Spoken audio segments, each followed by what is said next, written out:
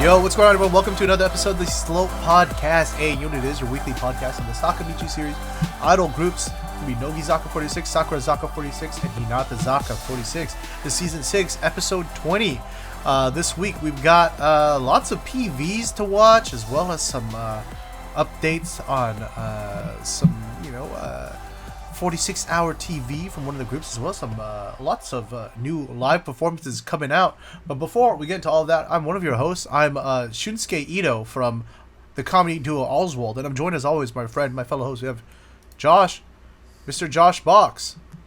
Yep, it's just me, Josh. I'm here with my special guest today. Yeah, you guys are wondering how I got him, Mm-hmm. Last time we got Shogenji.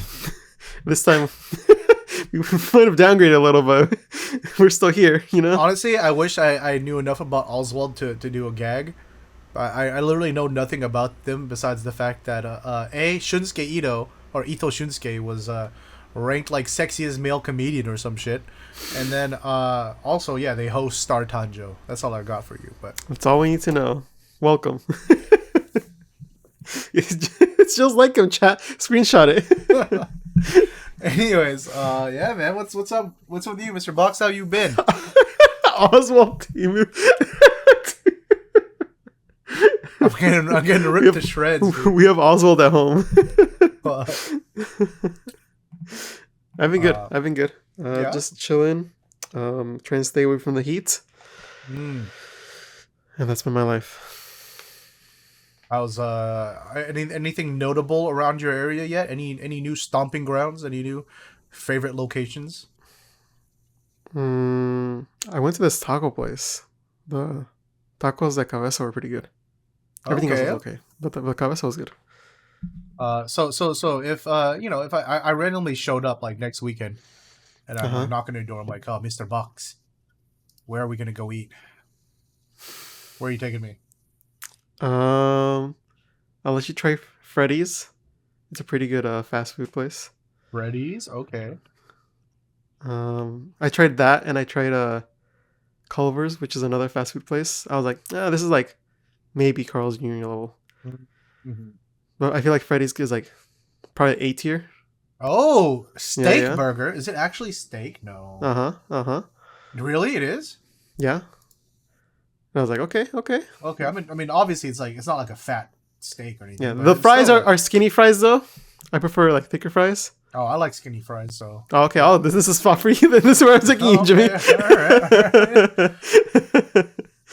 Ooh, looks pretty good, dude. We got the pretzel bacon barbecue steak burger combo, dude. I'm guessing it comes on a pretzel bun. I have to try that still. I do enjoy pretzel. I tried the regular one, yeah. Mm-hmm. I mean, that makes sense. I feel like, yeah, if you go into a new fast food joint, you always want to try their regular first, right? That's what I do with every taco place. I try the lengua because I feel like it's so easy to like. It's not easy to mess up. It's just hard to master. Yeah. So I feel like you could tell a place is good or not by that. It's like how seasoned it is, how much salt it has. Mm-hmm. It's like all those factors like really matter for it. Yeah, the texture. I think texture is very important. texture, yeah. Yeah. Because you want it to be tender, obviously, right? So it has to be slow cooked, but you don't want it to be mush. Yeah. Right? Yeah. But you don't want any like snap to it because then it's like, okay. Yeah. Yeah, you want it to be soft enough and tender enough that you can just kind of bite into it and it comes apart, but you don't want it to be mushy, right? Yeah. I'm so sad. There was a taco spot called Mama Testa's in Hillcrest, San Diego. It was my favorite spot.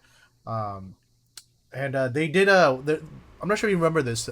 There used to be a Food Network show featuring Bobby Flay where he would challenge different local spots to whatever their best dish was. So he challenged them on fish tacos. And they stomped his ass. And that shit made me so proud, dude. Because fuck Bobby Flay, dude. You can't fucking Southwest everything, buddy. All right? This guy is trying to challenge a classic fish taco joint with his fucking mango salsa. All right, get the fuck out of here, bro. Yeah, Chaz, I beat Bobby Flay. Yeah, but anyways, that's Yeah, I'm memeing, but I did genuinely really enjoy that spot, and them beating Bobby Flay was just an extra kind of silly little factoid. I'm Mm-hmm. not actually like anything, but yeah, that place had some super good tacos. I'm really sad. The fish tacos obviously was really good. The lengua, you brought it up when you mentioned it. I just had fucking poor memory unlocked, Oh. dude. Yeah, that place is closed now. It didn't survive COVID, so Ah, I'm really fucking dang. sad, dude. I'm really sad. No, there was Yeah. a Japanese place near my old house. That was Mm. like it was just like two older ladies, Japanese ladies, who just like yeah, it's just us two, just cooking the whole time or attending people. Hey, that's pretty dank, dude. That's It's pretty just home dope. cooked. Didn't Hmm. survive COVID. Oh, that's sad. That's sad. Mm-hmm. Yeah. My fondest memory at not fondest, but just one of my funniest memories at Mama Testa's was walking in there and seeing my friend on a date with not his girlfriend at the time. I Hey, shouldn't caught say friend. It was an red-handed. acquaintance. It was okay. It was Caught acquaintance more than red-handed. sort of at the time because like I said it was more of an acquaintance, so I wasn't like super sure, but it was kind of awkward, you know. But like in my mind, I'm like I was like, oh, did he break up with so and so? Oh yeah, yeah, Whatever, because you're right? not that Whatever. familiar Yeah, with them, yeah. yeah, yeah. So whatever. Okay. I didn't sit right next to them, so it was just like okay, it was me and another friend hanging out, so I didn't think much of it. But did they And then notice you? oh no, yeah, we definitely said what's up. That's what like that was like the it Oh, was kind of awkward, but I didn't really think you anything didn't of it know, at yeah. the You time didn't know all because the yeah, info. Mm-hmm. yeah, but I did check on Instagram later, and I was like, "Oh shit, dude!" That is, and yeah, obviously, I found out like a few weeks later that yeah, they did break up because he cheated on his girlfriend. And I was like, "Oh Big shit!" surprise. Yeah, yeah. Ooh, okay. Because you know, at the moment, it could have been anything. I was like, I don't know, it could have been his cousin. I'm not gonna be fucking Yeah, yeah, yeah. weird about it. Assuming, yeah. Yeah, yeah. But it you know, the when I think back on the vibes, it does check out. You know, I'm like, oh yeah, he was being kind Mm. of weird. But Mm-hmm, mm-hmm. anyways, no real big news update from me, dude. This is you know nothing you guys don't already know. It was just you know it's just all house. But I will say this happened last night, and I need to show everybody, dude.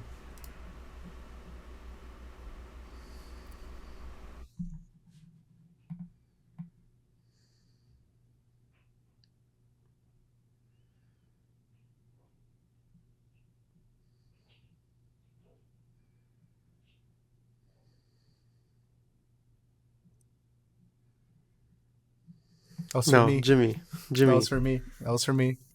Did you write Jimmy Chan? I did not write Jimmy Chan, dude. Okay, okay, Yeah, okay, I did not write okay. Jimmy Chan. That shit was from Jimmy, but she remembered. She remembered, dude. Okay, No okay. one's gonna convince me otherwise. She remembered. Uh, for people watching on stream or on YouTube who didn't who haven't been around for the journey, I may or may not have shared some of my my online meet and greets. All right. Allegedly. Allegedly. But if you were to have heard it, you may have heard somehow allegedly over the course of a few times. You know, she originally started, oh, Jimmy San, right? Mm-hmm. Jimmy Kun, Jimmy Chan. Jimmy Chan, we worked up to. Um, and for people who are asking, did she call everyone Nani Nani Chan? No. If you go through it, a lot of people she referred to it as San. Mm. Dang, Jimmy, when's Uh, the marriage going on? Bro, I've been saying, y'all said I was I'm feeding copium. into this. Y'all said I was Oh copium. no! But here Oh we are. no! There was a lot of there was a lot more to the message though, but she unfortunately could not read it. I think she was pressed for time. Oh From yeah, what it the seemed like she was homie, like yeah, just writing down. Yeah. from what the homie Rika told me, I think she got to the studio kind of late, and then Mm. she spent a lot of time on the first like hour or so of messages and signings. But then afterwards, she's like, "Oh shit, we got to keep this moving if I'm gonna get Oh through yeah. everybody." Mm-hmm. So you know, well, that's what she probably did with most people. For me specifically, she probably read the part where it said Habuchan no koto daisuki and was like, "Oh no, this is just for us."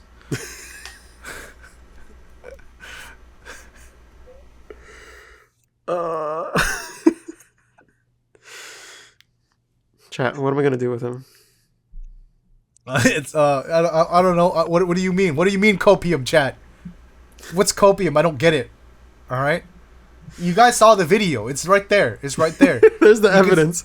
You can see it in her face, dude. She goes, "Oh, mini album omedeto. Arigato gozaimasu, dude." That's exactly what happened. Yeah.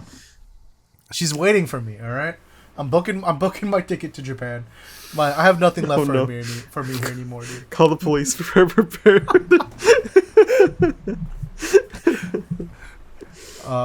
Yeah, dude, this is I shouldn't joke like this. I was about to be like, yeah, dude, now fucking LLC is gonna have to put out or Seed and Flowers gonna have to put out another no stalking fucking memo, dude.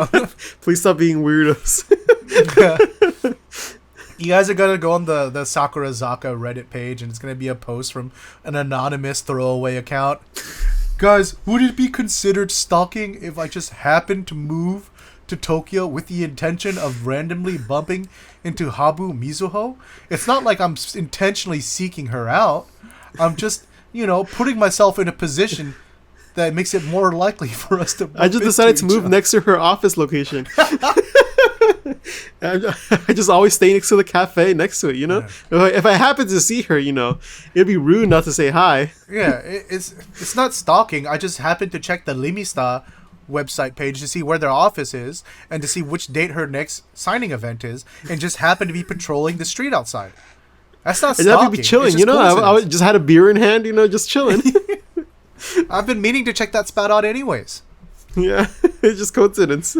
Okay, I for full disclosure, before anyone gets it twisted, we are referencing a very old Reddit post. It is a joke.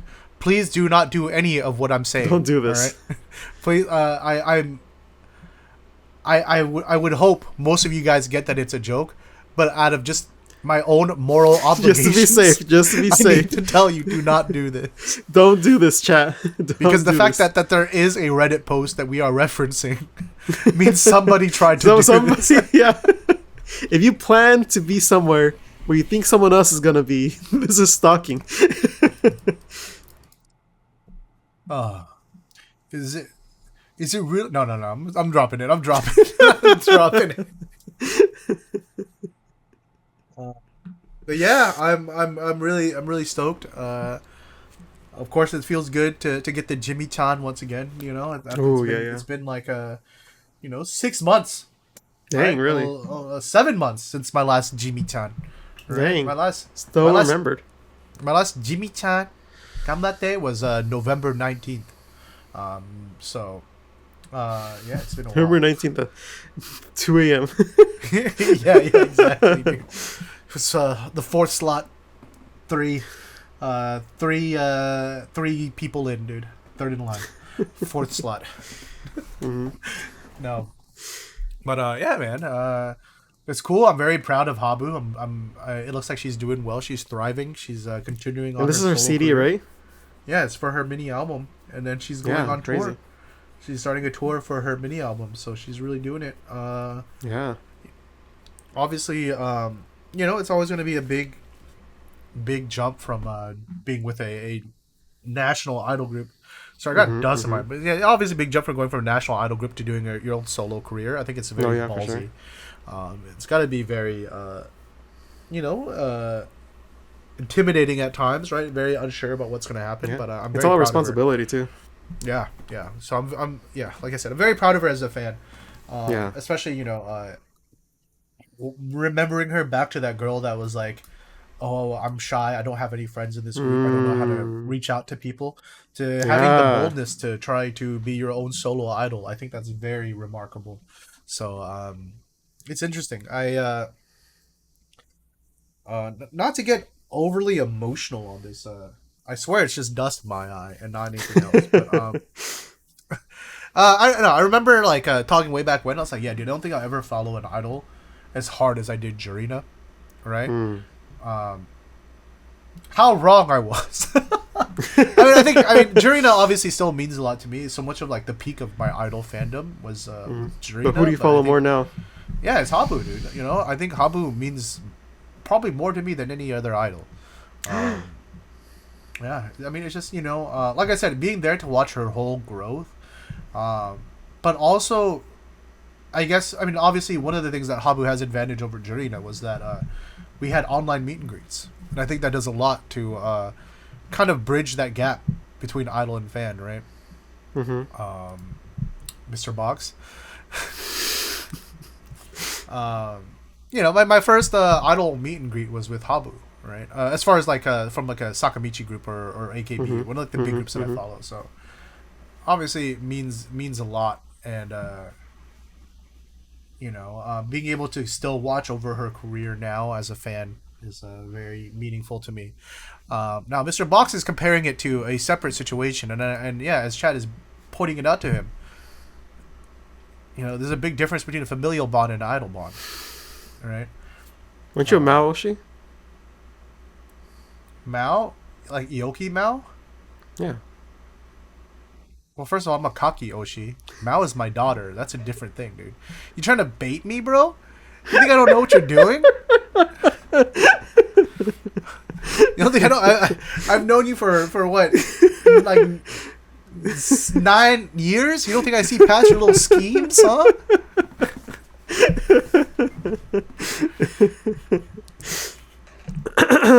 Anyway. Anyways, Congrats to Habu. yeah, congrats to Habu. Just wanted to share that, dude. I've been kicking my feet up all day, you know, laying in bed, just watching it on my iPad, dude. Ooh. Just one more time. Yeah, one more time. People are like, JB, I really need you to finish this. Okay, one more time. It's okay. It's okay. I'm a little busy right now. Wait up. Yeah. Anyways, speaking of Sakamichi groups and Habu Mizuho, this is a Sakamichi group podcast. Oh, So, it is. yeah, shall we get into some of the news? We actually got quite a bit of stuff to cover today. Let's. It's already 8 p.m. Yeah, let's get into it. Okie dokie. First off, as you guys remember, we've covered this before, but in promotion of their Hinata Fest, they have started their 46-hour TV. And so that happened over this past weekend. Did you watch any of it, Mr. Box? I've been like skipping around looking at it. Okay, yeah. The one that sticks out to me is I think I've only gone to like a part of day 2. So one of the ones that stuck out to me is when they wake up. What is it? The morning doki thing? Oh, Where they, like, yeah. go surprise them. Yeah, Yeah. I think that for me it was the most enjoyable one I saw so far. Oh, Just okay. I because didn't we know see there was different a little wake different little characters, and like Mm. Hinatazaka, they like to play it up. So like some of them exaggerate or like do funny stuff, like pretending to be Yeah. sleeping. So I think that Uh, was enjoyable. oh, okay. I did watch someone tagged me when I think Osushi had a drumming segment, and so Hmm. she was playing drums over I think Kimi wa Honeydew. And Oh, she was really good. And I was like, damn, dude, she is way too cool for me to be her Oshiman, dude. Or for her to be my Oshi, dude. I gotta fucking step that shit up, dude. She's fucking taking photos. She's playing drums. She's all stylish. Right now, I don't even take photos, so I got nothing, dude. I got nothing. So I gotta step it up. I gotta catch up.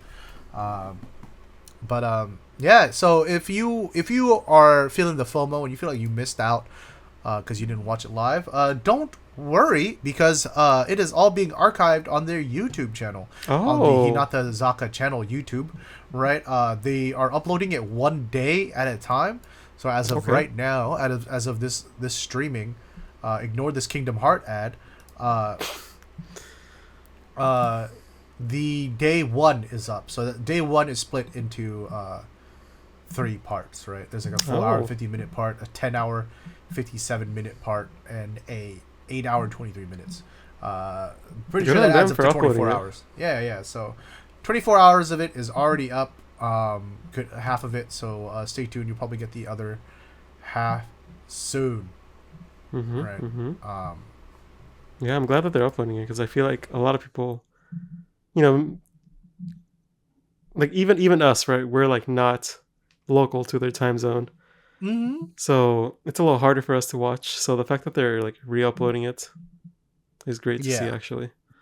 See, my biggest thing is, let's be real, all right? 46 hours is a lot of time. No one's That got is time for that. yeah, dude. I mean, some people in our Discord do, fucking nerds. But they'll always ask me, "Oh, Jimmy, did you watch this part yet? Did you watch this part yet?" I'm like, "No, I didn't. I was busy Yeah, having a life." All right. yeah. Who would call off work and watch all 46 hours of a program? I would never. I wouldn't do it 3 times in a row for a different group. Never. Can we get some Jimmy discuss in the chat, dude? Um, anyways, yeah. But no, I do think this is cool. I believe if you go through the archives too, they are separated out into chapters, so you can find like skim for specific segments too, which is I think a very nice touch. Because yeah, that's always kind of been the thing, right? It's like you go and you find like the highlights of the parts you want to watch, and to me, it makes it way more digestible. Even if you want to watch the entire thing, now you don't have to feel obligated to watch it like straight through. You can just watch a couple segments here and there, right? Yeah, you'd be like, oh, is there something else coming up? Oh yeah, there is. Let me just finish this out then. It's like now it feels like you're not just like, oh, I'm in here for 10 hours. Let's see what happens. Yeah, exactly. So good for them. Stay tuned. Hopefully we get some news on the day 2 for that. But let's keep moving. It's raining. It's raining. Oh, stay safe out there, Mr. Box. Apparently there's a thunderstorm. Well, sorry, I was trying to find some way to segue off of that, but I'm too tired. My brain is not working. So, for Hinatazaka news, we got 4th Gen member live to be held, huh? This was announced pretty recently. We have all 4th Gen members performing at the Budokan, Nippon Budokan. Very big venue. Good for them. Yeah. So this is their solo live, right? So no senpai members, at least as of now. So that means, Ishizuka Tamaki, Konishi Nanami, Shimizu Ryo, Shogenji Yoko, Takuchi Kirari, Hiro Honoka, Hirooka Mitsuki, Fujishima Kaho, Miyachi Sumire, Yamashita Haruka, and Watanabe Rina. Though, obviously some of that may be subject to change depending on like scheduling and work conflicts or health and stuff like that. But it's 9,800 yen per ticket. It's going to be from August 27th to August 29th. So kind of a random in the middle of the week date, but it is what it is. We got it's Budokan, so it's probably filled up. Yeah, exactly.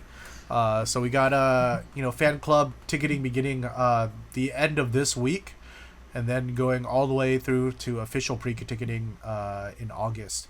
So stay tuned for that. On normal sales will begin August 17th. Yeah, check it out, guys. Yeah, maybe this will be a great way. Josh, if you want to watch it, you can finally learn all of the 4th Gen members, dude. I'll be like, I don't know who any of these people are, but I'm enjoying myself. I'm gonna do something a little bit out of order, but yeah, that's gonna be it for the Hinatazaka46 news. They've had a very busy weekend, all right, so you can't fault them for that. They've been live streaming straight. Literally been live. You've literally seen them for 46 hours. Yeah. So if you feel like we didn't cover enough Hinatazaka46 news, go watch. You have 46 hours to catch up with them. Yeah, there you go. But moving on to Sakurazaka46, Hinatazaka's 4th Gen members aren't the only ones getting a new Gen member live. We've got Sakurazaka46's 3rd Gen as well. This time at Yoyogi National Gymnasium on September 12th and 13th. So of course, is once again similar to the other one. It's going to be all of the 3rd Gen members: Ishimori Rika, Endo Riko, Onokaru Reina, Kojima Nagisa, Taniguchi Ari, Nakashima Yuzuki, Matono Mio, Buka Itoha, Murai Yu, Murayama Miyu, and Yamashita Shizuki. Though of course, some of that is subject to change. We also have pre-ticketing for this the beginning of this week, or the end of this week, and then general sales being on August 31st. Same price and everything. So they're really getting the seed and flour double, dude. They're really trying to maximize their effort. Oh, we're gonna do it for one. It's like, why would you cook for one when cooking for two takes the same amount of time, right? Exactly. They're already preparing stuff for concerts, so might as well. But that is not the only concert coming from Sakurazaka46. It's going to be a busy time for some of these members, dude. Because literally the day after that, we have Sakurazaka46 at Rockin' Japan Festival. So I remember we were talking about Sakurazaka not being at Tokyo Idol Festival, right? And I have to double check the dates again, but this is their go-to. They do this show every year, or this festival every year. It's going to be at the Hitachinaka Seaside Park. And they want you to know the event will be held rain or shine. Canceled in case of stormy weather. Wait a minute. So if it's a light drizzle, we'll be fine. Some rain, okay. If I see lightning, nah. But I'm not going. I mean, at that point, it's definitely a safety issue, right? But they're, but yeah, so this will be September 14, 15, and then Saturday, and then September 22nd, 21st, 22nd, and 23rd. So you gotta check over on the website. I believe, what is it? You can see the artist here with the different timetables and different days. So Sakurazaka will be on the 21st. That's it. Yeah, Saturday the 21st. Okay. Yeah. We got Shishamo there as well that day, and Maximum the Hormone, dude. Sheesh. I would like to go to Rockin' Japan one of these years, dude. I mean, of course for Sakurazaka, but there's a lot of acts I like here too, dude. Yeah, you got Sumika, dude. Creepy Nuts, dude. Oh, they're popping off, dude. Clover. So yeah, make sure you stay tuned for that. Good for them. Busy season for Sakurazaka46, dude. Yeah, for sure. But while those, some concerts you can be looking forward to the later on this year, we know that they had just finished doing a series of concert recently. Just a couple weeks ago, they had the Tokyo Dome performance capping off the end of their 4th arena tour. 2024 Shin Sakura Zensen Go On Back in Tokyo Dome. Well, if you are interested in that show, maybe you weren't able to go, you can check out the official playlist for that over on their website. Check it out. What is it? Links you to Spotify, the official playlist. And if you look at the very top, the encore is a special little podcast featuring. We're done. We're finished. I know. Featuring Yamashita Shizuki, Yamasaki Ten, and what is it? Tamura Hono, I believe.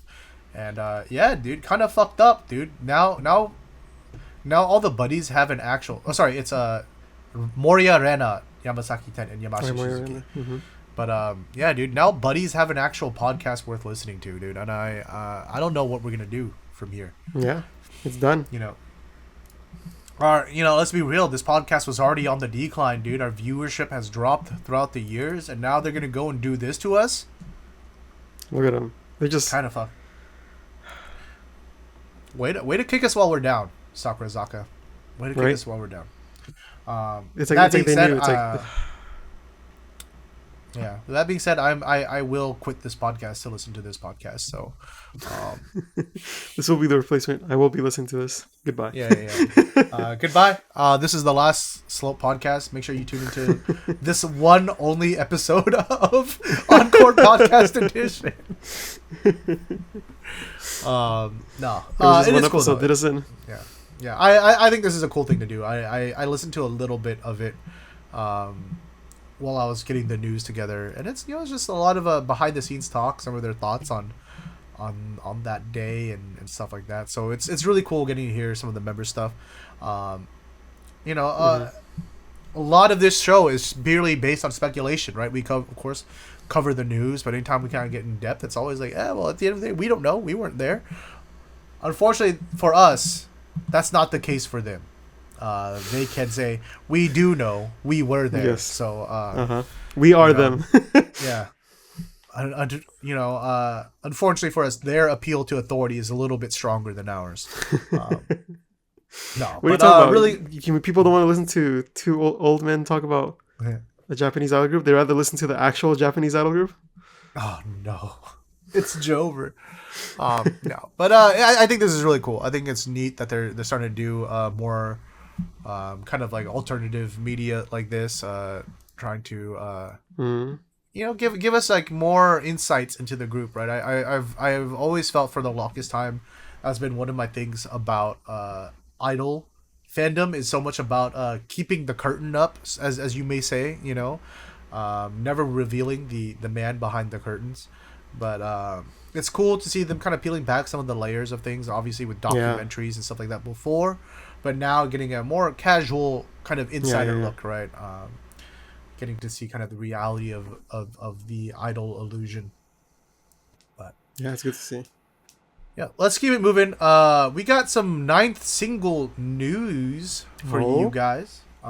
It's the all the units for Jigo Jitoku, right? Oh. Um, yeah, we I think last week we covered the actual individual songs, but Mm-hmm. now we actually know who's in them, dude. So of course we got Oh. Jigo Jitoku. It's the main Senbatsu song. With was it Hikkikomoru Jikan wa Nai. It's the third gen song, and Aishiainasai, the back song, which those two we'll Mm-hmm. get more Mm-hmm. into in a little bit later. But after that, we have Isabel ni Tsuite, featuring Mm-hmm. the Saku Meets unit, right? Irina, Onuma Akiho, Takemoto Yui, and Masumoto Kira. Mm-hmm. We got Engi Katsugi. I'm actually really excited for this one. It's got Ishimori Rika and Matsuda Arina. Mm. I feel like the vocals there has to be pretty Yeah. good, right? Yeah. So looking forward to that one. We got a third gen unit. I don't know why these four members are together, but they're all part of third gen. It's Endo Riko, Odokura Reina, Nakashima Yuzuki, and Mukai Itoha, with Hyoshiki. Hyoshiki.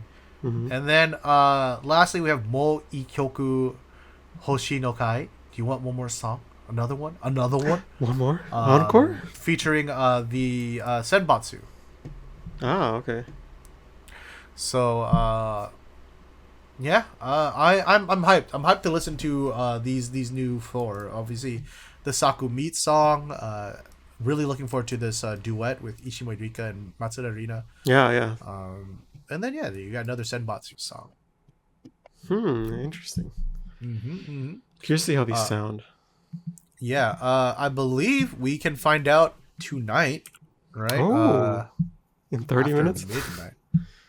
Oh yeah, 30 minutes. Hold on, let me check Sakurazaka46 on Spotify. Uh, yeah, as of for us right now in the US, it is not out yet, Mm-hmm. but in 30 minutes it will be. Yes, in 30 minutes. So Yes. by the We'll time you're probably watching this listen on to YouTube, the middle show. yeah, yeah, exactly. Uh, but yeah, that is not the only ninth single news that we have. There's more. Excuse me. Oh, my allergies. Yes, there is more. We got new PVs.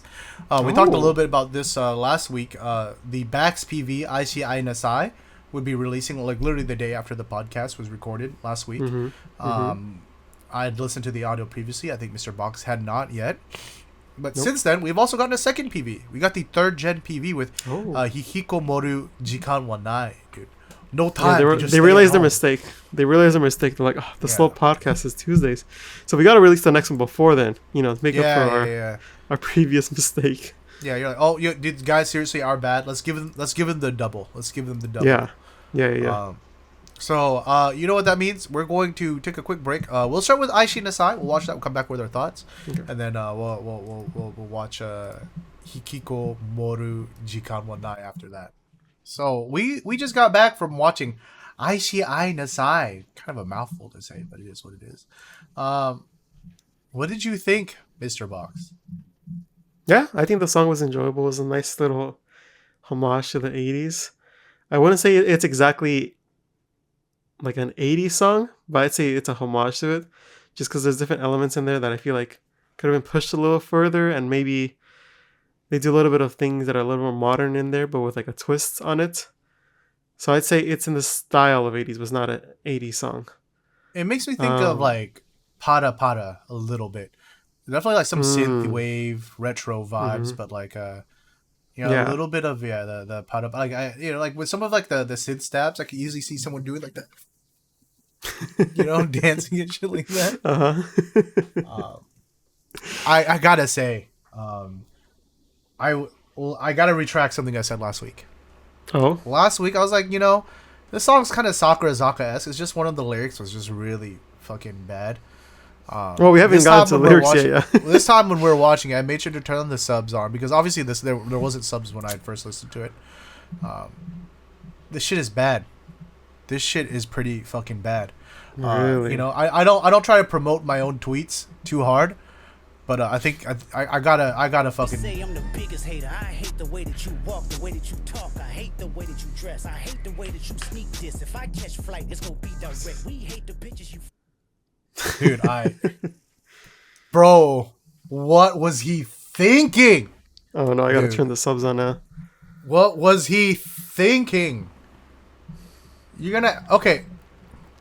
He was not cooking. I He was not, dude. He was not chefing it up, dude. He was dude. How are you gonna have your group, which has up until now, If we been keep going on like this, our country will perish.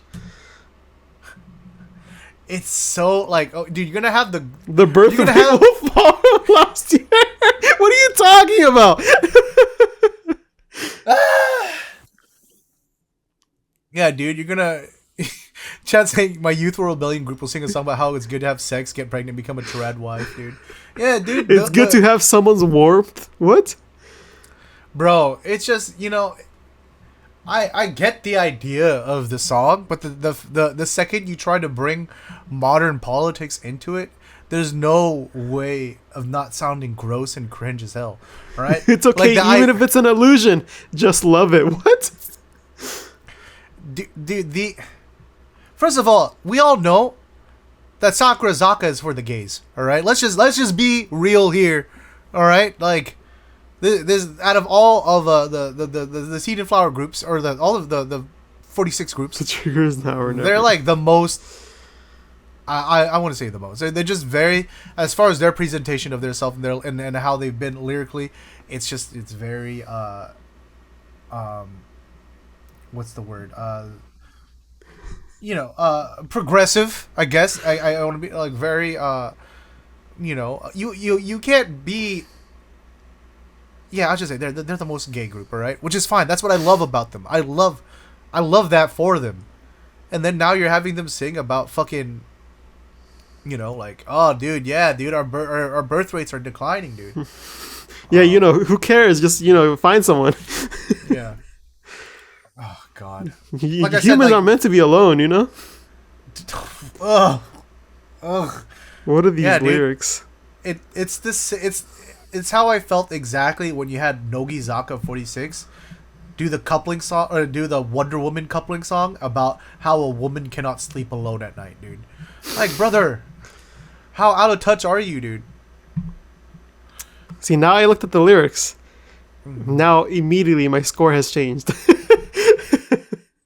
Yeah, this shit's pretty despicable, dude. I gotta say, dude. How has nobody commented on this in the What do comments you of the mean? YouTube? Everybody has commented on this, dude. In the YouTube comments? I don't know. I saw quite a few before, but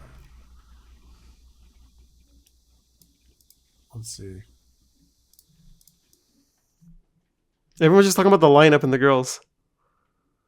Well, what can you do, dude? That's idol fans for you, I guess, dude. They're just so violent. They're getting auto modded. Okay. Look, I don't know. I'm gonna I- comment on here. My thing is, of course, none of the disappointment should be directed at the girls themselves, right? I don't think we have to realize it's not like they really have much say in what they get to sing or the lyrics of their song, unless it was a song they wrote themselves. But obviously, that's not the case here. That's not the Um, case. you know, I will say I think I'm extra disappointed because uh this was embarrassing enough for it to go outside of Sakurazaka Twitter. Like I saw Oh, normies fucking talking about this shit, right? Because really? I guess another artist talked about it, kind of complaining. Um, A Japanese artist or? yeah, a Japanese artist was a singer songwriter, but like, yo, what the fuck is this? You know, kind of the same rant I was going on about, like, you know, Sakurazaka, who's known to be pretty, LGBTQ friendly, and who I guess in Japan has a very large LGBTQ fan base. Mm-hmm. You're having them sing songs like this, right? It's really kind of distasteful. Yeah. And then like a popular Japanese American Twitter, or not Japanese, like an English Japanese account, retweeted it and translated and explained that shit, and I was like, oh god, this is cringe. And then equally cringe, a bunch of buddies getting in there being all extra defensive, you know, like, oh no, it's not the girl's fault, it's fucking Akimoto Yasashi's fault. Okay, it's true, it is, but calm your fucking asses, stop sounding so deranged, dude. You know, like, the song is bad, you can just say it, dude, the song is bad. Lyrically, Yeah, I mean, you the gotta lyrics are admit it bad, when it's there, yeah. Yeah, and it's hard to be like, yeah, this one's bad, but let's do this other one. This one's cool. When it's like, yeah, but this one still is bad. Yeah, exactly. Yeah. So it's you know, I'm gonna say it. I'm tired of defending Akipi. Or not even defending. I don't think I've ever defended him. But Yeah, I was gonna say, when do we start defending him? What are you talking about? I'm tired of pretending, like, you know, it's always inevitably I bring up how I hate Akipi, and then people are like, oh no, dude, he makes great lyrics, and I'm like, does he make great lyrics, or does he just make so many lyrics that some of them are bound to be good? That's why we always say he has a clear file full of just random songs, and just, all right, you guys get this one.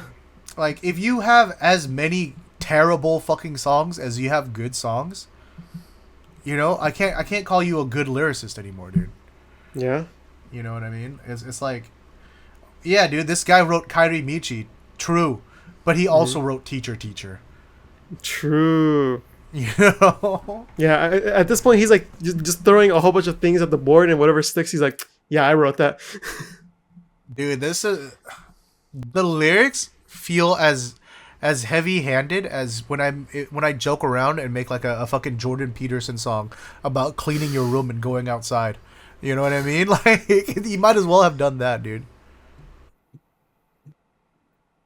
I mean, That being said, the song sounds nice. it sounds nice, but you know, with lyrics like this, I mean, it just waters it down so much. It pours acid on it.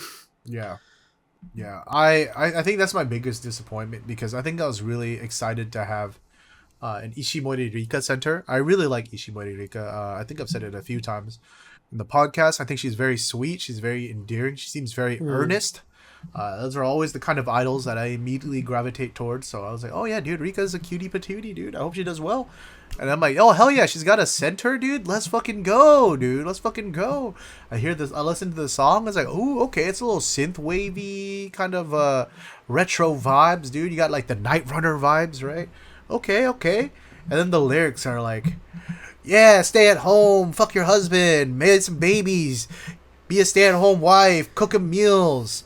You know, who like, cares? whoa. Just do it anyways. You don't actually have to love the guy as long as he brings home a check. You know? That lyric really caught me off guard, where it's like, even if it's an illusion, keep going. It's like, what? That's the kind of message you're trying to put out? Yeah. Dude, I'm like, dude, okay, the whole, like, love song thing about, like, even, like, I can almost even empathize with the idea of, like, oh, it's hard to be lonely, right?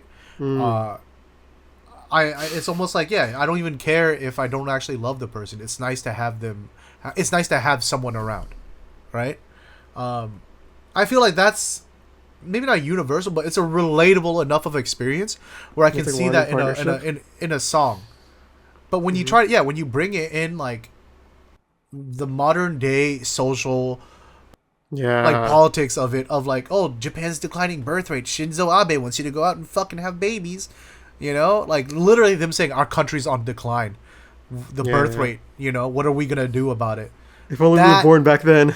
yeah, that just made it way worse, dude. Yeah. Like if you You talk know about what the I mean? concept of like wanting to love someone or wanting Yeah, compassion, that's different. But this is like directly talking about a political issue. yeah.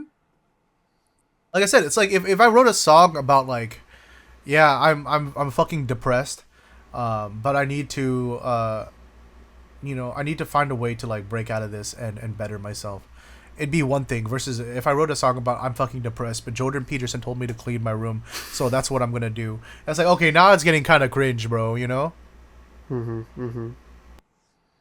It's like it's not even like the underlying message. It's like it's very apparent what the message is. Mm. Yeah, too on the nose, I guess. Yeah, I think The it's a music lot video of though looks nice.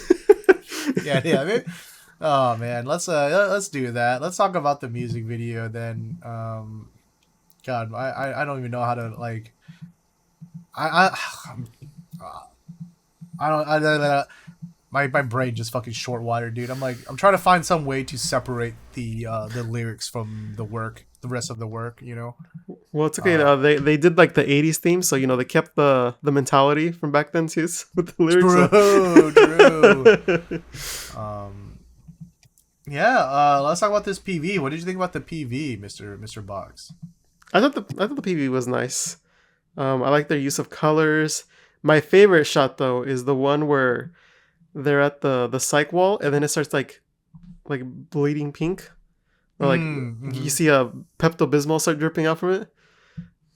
I think that was a cool scene. It's like super different than what I've seen before. Like the rest of these can be like, okay, they're doing like 80s lights and red and blues. Yeah, but pinks then and that one magentas shot and, is like so different that I like really like it because everything's like so neutral. But then we have the greens on the side, and then just the pink in the middle just oozing out. It looks really nice. I'm trying so hard to find it, Mr. Box. It's a 221. Oh, okay, there we go. Yeah, that the whole that shot is very different from everything else in it. Yeah, right? it stands out for sure. I gotta say, I'm not the biggest fan of the black and white spots, dude. Sections. I think you were saying it. I think this was already my vibe. It felt very much like there was some error made or something like that, and they just could not color correct it enough. To Oh no, our color vibe. temperature was too high. Yeah, we were, so we were too used to other shots. Yeah, so we just gotta fucking Just black and white it. Just black and white it, dude.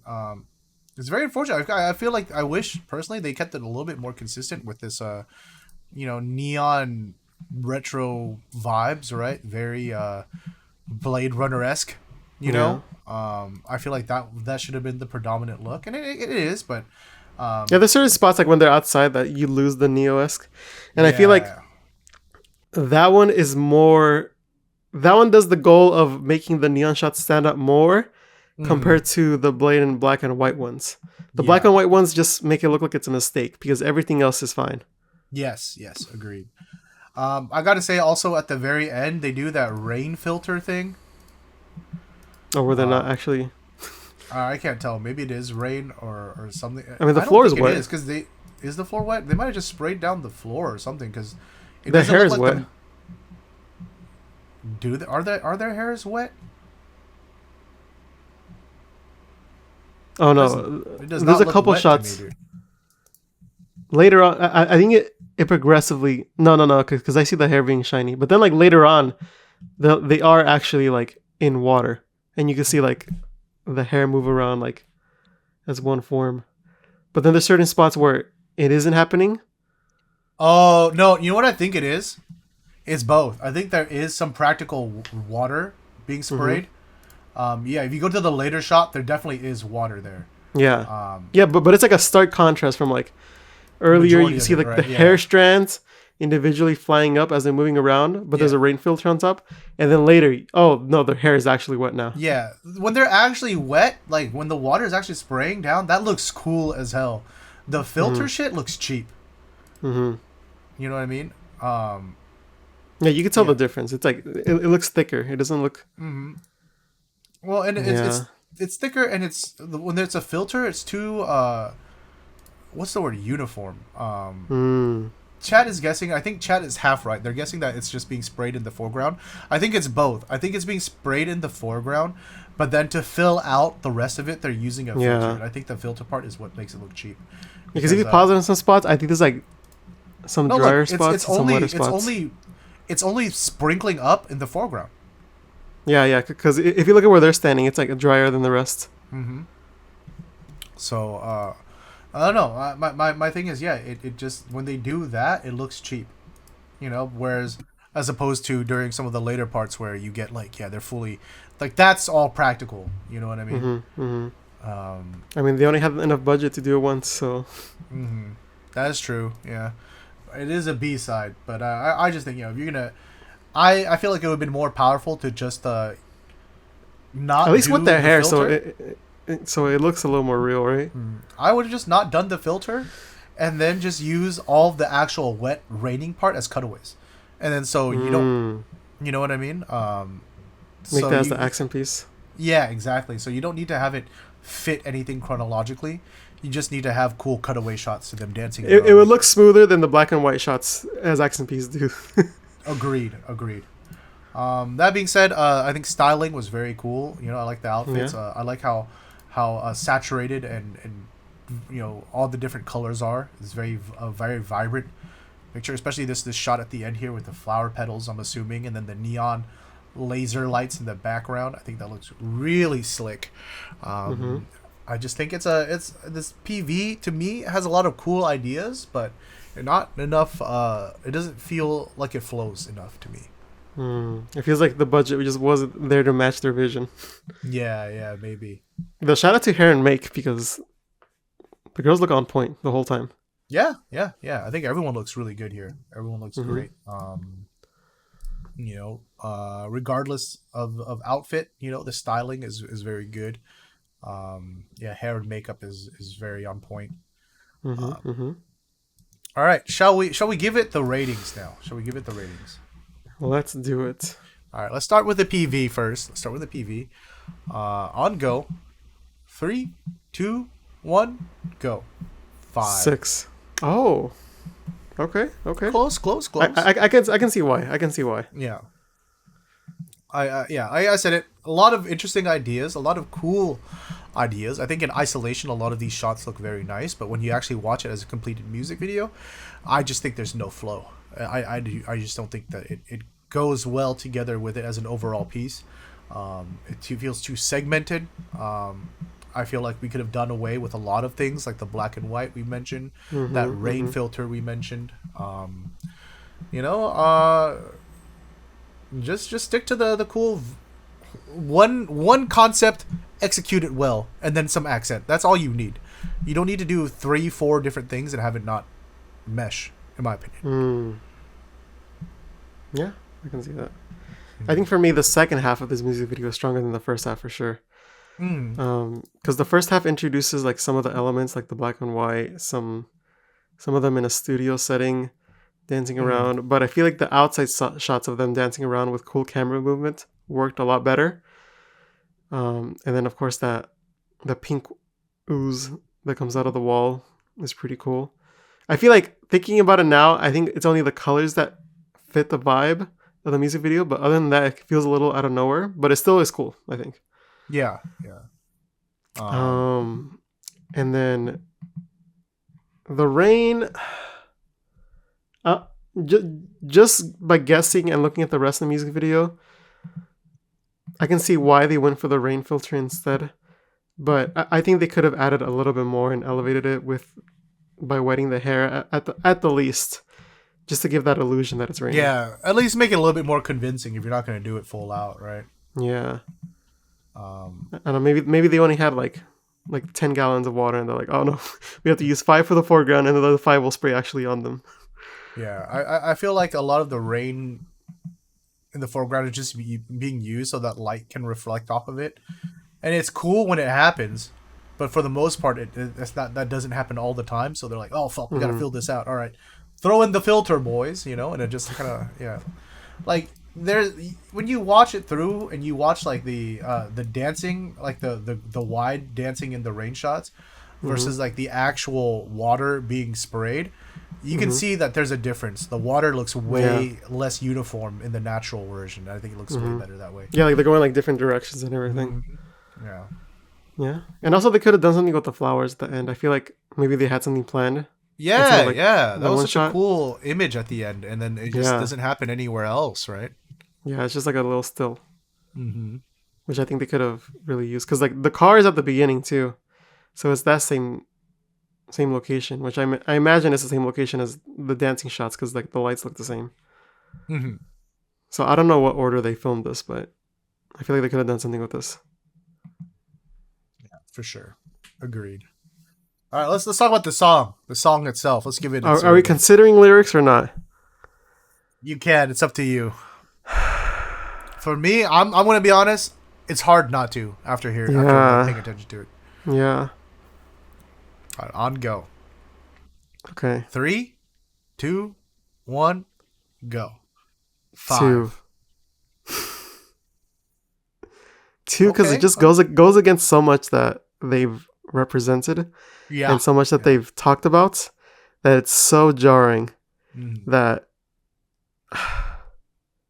it's like this topic and like the lyrics and the themes, it's just so deaf to who they are, so tone deaf to who they are, that it's super jarring. Like the song is cool, so that's why I like, okay, I'll give it a point, you know. Yeah. That's the saving grace for me, is I think the song itself is cool. But I think just on lyrics alone, it drags it down so much. Yeah. It's unfortunate because to me, you know, I it's not like I don't know. It's not like I think that they're writing their own lyrics and that all of the members of Sakurazaka themselves are like this progressive young force in the idol community. I get it. I know that they are as commodified as any other idol group, right? It's it's a fucking business. I get it. Yeah, it's a business. Yeah, it's a corporation. Yeah. But every now and then, something like this happens that reminds me that this group of young girls fighting against the mainstream of like, you know, of popular consciousness in Japan is being written by this old fuck. You know? and like the fact that he wrote lyrics so fucking terrible that shit took me out to this extent and has reminded that it's this old fuck. Dude, it's hard to like this song. It really is. I kind of wish ignorance was bliss. I wish I was going back to not knowing the lyrics. I wish I could go back to just being like, it's just probably one shitty lyric, but you listen to the whole song and the whole context is kind of fucking bad, dude. You know? Yeah. Yeah, like the members themselves only do as much as they can, and I mean, at the end of the day, the thing that drags it down is like the system, man. It's the system. But it is the people behind the scenes that mess this one up for sure. Yeah, for sure. You definitely, I don't know, man. It's how tone deaf can one person be? You know what I mean? Well, this like, tone deaf apparently. Yeah. Anyways, fortunately, let's cleanse our palates, because that's not the only Sakurazaka46 PV we've got. We got another one. This time it's for Hikkikomoru Jikan wa nai. There's no time to just stay around at home, dude. What is it? Have you watched this one? I have. Of course you have. This is the 3rd gen song. So we'll go give it a watch, and we'll be right back with our thoughts on that. And we're back. Can I say I wish we did not watch this immediately after watching the previous one? What do you mean, Jimmy?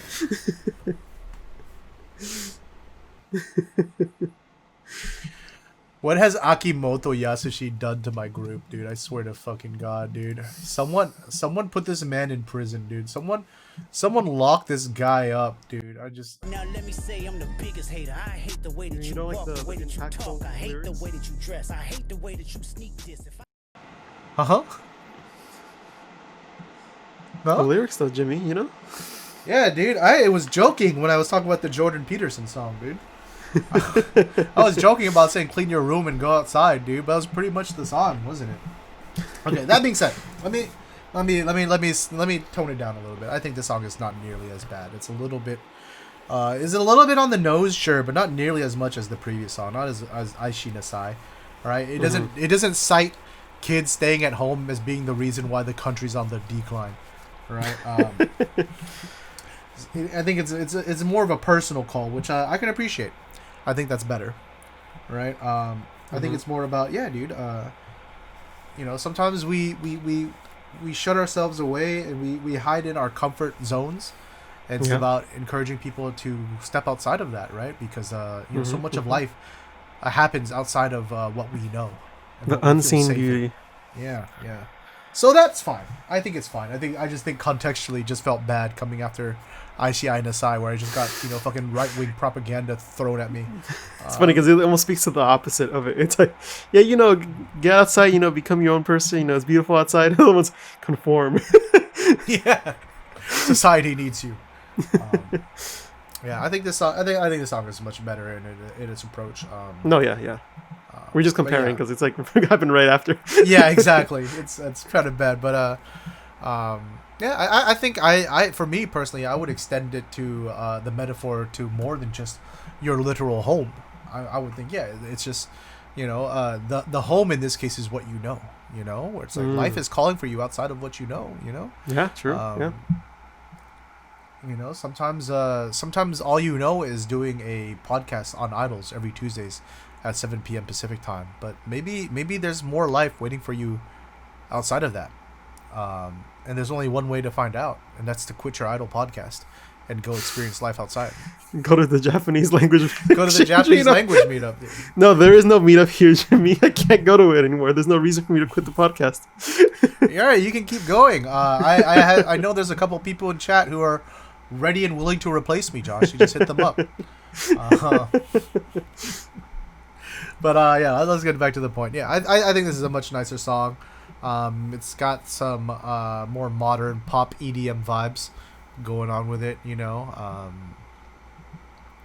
very cute. We got the Mukai Itoha Center.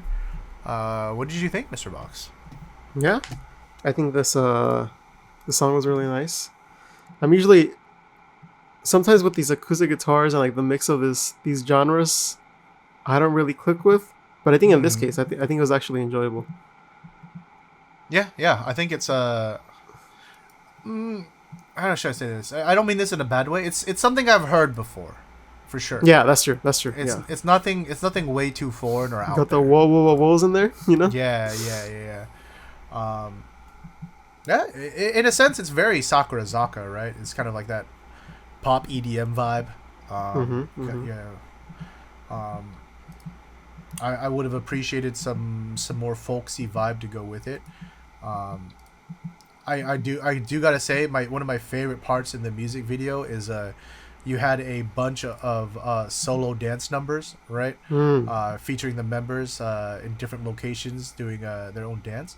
I thought it was a very nice way of highlighting the unique charms of the members, their dancing ability. Obviously not to the same level of skill, but it definitely reminds me of like some old e-girls PVs where they would focus on like the performers, and so I really like that. I'm not sure how I feel about this styling here. It's a little like the extreme Y2K. Yeah, but it's not even just like the Y2K. It's like that grungy Y2K. Yeah. Like, you know what I mean? I think it's the little what are they called? It's not a beanie, but it's like I forget what they're called. That like knit cap with the fucking things on the side, dude. With the long drawstrings. Yeah, that's like really nails it in for me. Yeah, chat was saying it's VV styling, and I 100% agree, because I remember watching this and seeing Mukai Itoha from behind with the braids, and all I could think about was like, oh shit, is this Tenchan, dude? I thought that for a second too. I was like, okay. Yeah. Oh, it was a Murai Yu, from behind with the braids. I was like, oh shit, dude, is that Tenchan, dude? Am I getting a VV magazine? But Yeah, so I definitely can see that, but it's very much that style. But I think it's a little, um, like the Y2K colors, the Y2K silhouettes. I think it's fine. I think it's fitting. It's just Yeah, the I'm actual okay with it. textures and how grungy it is a little too much for me, dude. You got to balance it out a little bit, tone it down a bit, you know. Especially It's almost with like some. it's almost like rave mixed with Y2K grunge. Yeah, yeah. Which you know, with some of the settings and the locations, it's already so busy that I think that it's almost like from a PV standpoint, it's like kind of hard for your eyes to focus on where I'm supposed to be looking at, right? I do think it's interesting how they make that the comment points, even though they're in different scenarios. Mm-hmm. So that you're on the lookout for that chaoticness. Yeah. So I think that's a nice point. Though I will say, I am a fan of the pieces individually, but I don't think I'm a fan of how it all came together. Yeah. And in that sense, I'm talking completely technical. Like concept wise, I thought it was great. Like having the members like being in different environments, showing off the dancing, being individual. But I think it might be the color, but the color individually looks good. But then when it's all together, it looks a little. What's the best way to describe it? It looks like almost like a collage that doesn't fit together. It's like you got different pieces from the jigsaw puzzles and they don't fit. Yeah. I mean, I will say, I think at the very least, they were very intentional about choosing the background for the group shot, right? Because it's very gray, very neutral, so that the different outfits aren't competing as much as they were before. But I do think that, yeah, maybe it's just, I don't know, the looks are so far on the spectrum out there that it's hard for them to not clash together, right? Like, at least keep the contrast levels the same. Like, I think that's the minimum requirement for it to, like, blend in a little bit more. Yeah, because some of it was, like, low contrast, some of it was high contrast, like, super deep shadows, super crushed blacks, while other ones were, like, really, like, film-like. And I think that's what was jarring to me. Yeah, I think there's like literally Murai Yu running through the subway, and it's like super stark contrast, and then immediately after there's someone on the street, I don't know who, but it's like suddenly film contrast, you know, like whoa, yeah, right. So yeah, maybe in the post processing, you know, the editing and you know, they could have yeah, like, I like the contrast levels of the group shot. Like I think that really matches the vibe, and it makes it like really look sharp. Though the cuts on them are actually kind of boring and kind of slow. I feel like it needs to go a little bit quicker. Especially compared to the beginning, where it's like a little bit more hectic and a lot of things are going on. I feel like they spent all their juice on there, and then like by the end they're like, all right, let's just finish this up real quick. Let's just cut through. Just fill out for time, dude. Just let the shot go a little bit more, dude. I only got so much footage left, you know? Yeah. But I mean, at the same time, I feel like that's probably a little bit intentional, so you can actually see what's going on with the choreography a little bit more. If you're looking at it from the perspective of like showing more of like a dance shot, like a dance scene, I think it makes sense to have it not cut so often. I just think that maybe the expectation after earlier, right? Yeah. You're expecting them to keep a certain pace, and then suddenly yeah. And it's not even like it's about keeping the energy up. It's not about because you can make the argument that if everything was that high energy and chaotic, that it could be a little boring because like everything's the same energy.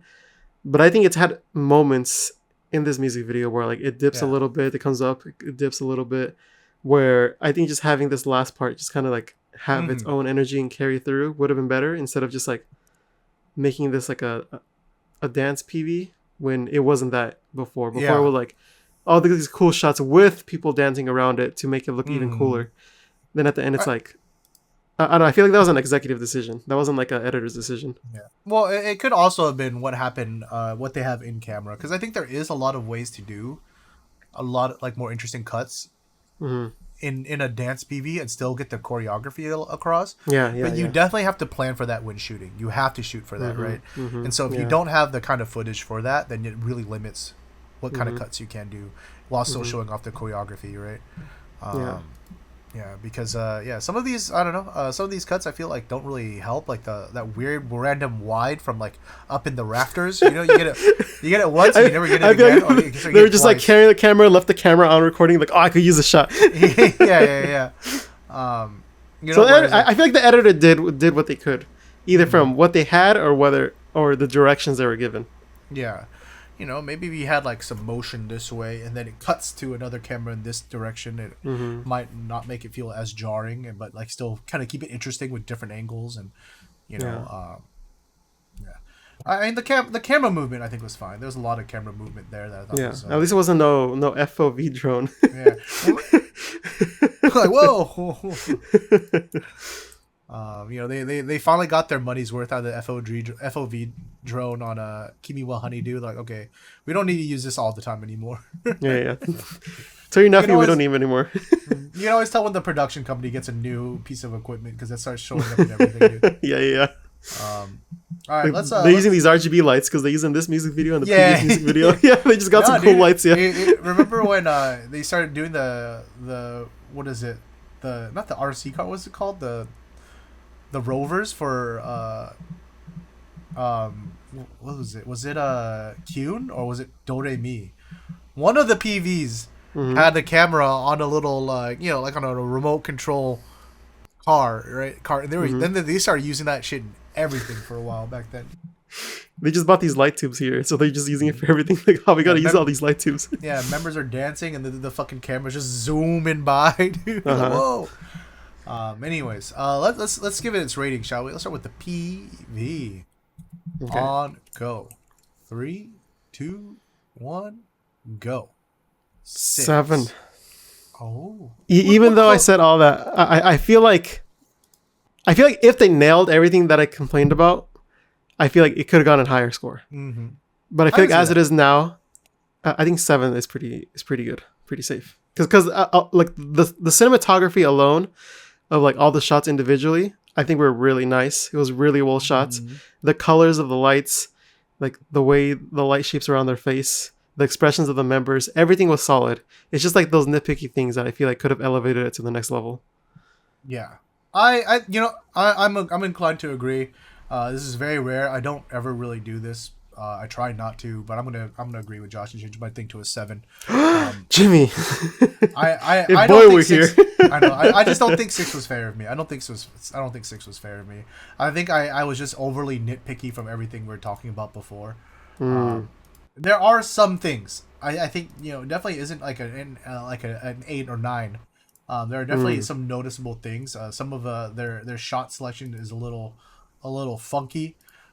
Sometimes things tend to be a little bit distracting to look at. But I think overall, yeah, I think I agree. Overall, like the individual pieces are all very nice. I have to remind myself that this is a B-side PV. This is a 5th gen PV and not an A-side. Or sorry, a 3rd gen PV and not a what is it? An A side, this is you're seeing a lot more quality and a lot more budget in this 5th gen PV than you would typically see in a lot of other groups A sides, right? Yeah, true. Especially that last portion. I think that was shot very, very well. Like I said, like a lot of interesting camera movements. If you don't compare it to everything before, I think the cuts are really interesting. It's just kind of like the biggest negative is what Josh has said about some of the pacing, and I'm not sure if I really have a solution for any of those things. So Yeah, I think it's whatever footage they had and like whatever direction they were given. I feel like this is more of a direction thing. yeah, Like somebody higher up probably told them a certain thing and they had to like change things up for it. I feel like, especially with like a lot of the thoughtfulness that went through the first half in terms of like cutting, I feel like the last bit wasn't the decision of the editor. But that's just my guess. Just from having edited a lot of stuff, that's my guess. You feel like you've been in this position before. Yeah. For me, I just I'm gonna be honest. I just can't get over that solo dancing part, dude. I just think it's really cool. Dude. Shizuki definitely showing off what she can do. No, yeah. But, a lot of the members are, yeah. and Enrico, I feel not the best dancer, but very much improved. I remember her from you know the third gen little mini documentary that they did on YouTube, right? Where they had to learn. I believe it was band. No, Mm-hmm. yeah, band. It was band, and she was struggling, dude. She was struggling. So I think she's seeing her perform like this now. She has so much charisma now. She's Yeah, I definitely see the not the difference for best sure. dancer of the group, but definitely improved. I think that's definitely worthwhile. Yeah, you see her stand her ground for sure. Mm-hmm. Yeah. Yeah, good stuff. What about the song? Let's talk about the What was the song. song? On Okay, go. 3, 2, 1, go. 5. 6. Okay. I think around it's the same. completely average for a Sakurazaka song. Like nothing really stuck out to me. There's a couple whoa whoas in there, a couple signature song Mhm. stylings that they do. Vocal wise, pretty similar. So nothing that really stood out to me. So that's why it's 5 average. See, I was inclined to agree, but I gave it a 6 because I think it's an average Sakurazaka song done well. Mm. Like the production I think is very good. The engineering is very good. I think the mixing was well executed. That's Nothing fair. That's felt too fair. heavy-handed. Nothing felt out of place. It's is it my cup of tea? Probably not. But it is, I think, a very well executed song within that genre. Um, I think if it was more of an idly song with some fanfare, give it give it a brass section with this kind of level of production, I'd be like, oh, yeah, banger. So I'm not going to hold it too hard against it that they just went in a direction that's not my thing. But I don't think it's a bad track by any means. It's very listenable. Yeah, Um, yeah. yeah. So I'll give it a 6. I'll give it a 6. I think it's on the above average side of things, but not the That's fair. best. That's fair. Yeah. Yeah. All right. Okay. So that's going to be the 2 new PVs coming from Sakurazaka46. That means that's it for the Sakurazaka46 news this week. Let's keep moving, though. We got some Nogizaka46 news to cover now. First news, a little bit sad, but it has to be done. Our girl Yamashita Mizuki has graduated from the group.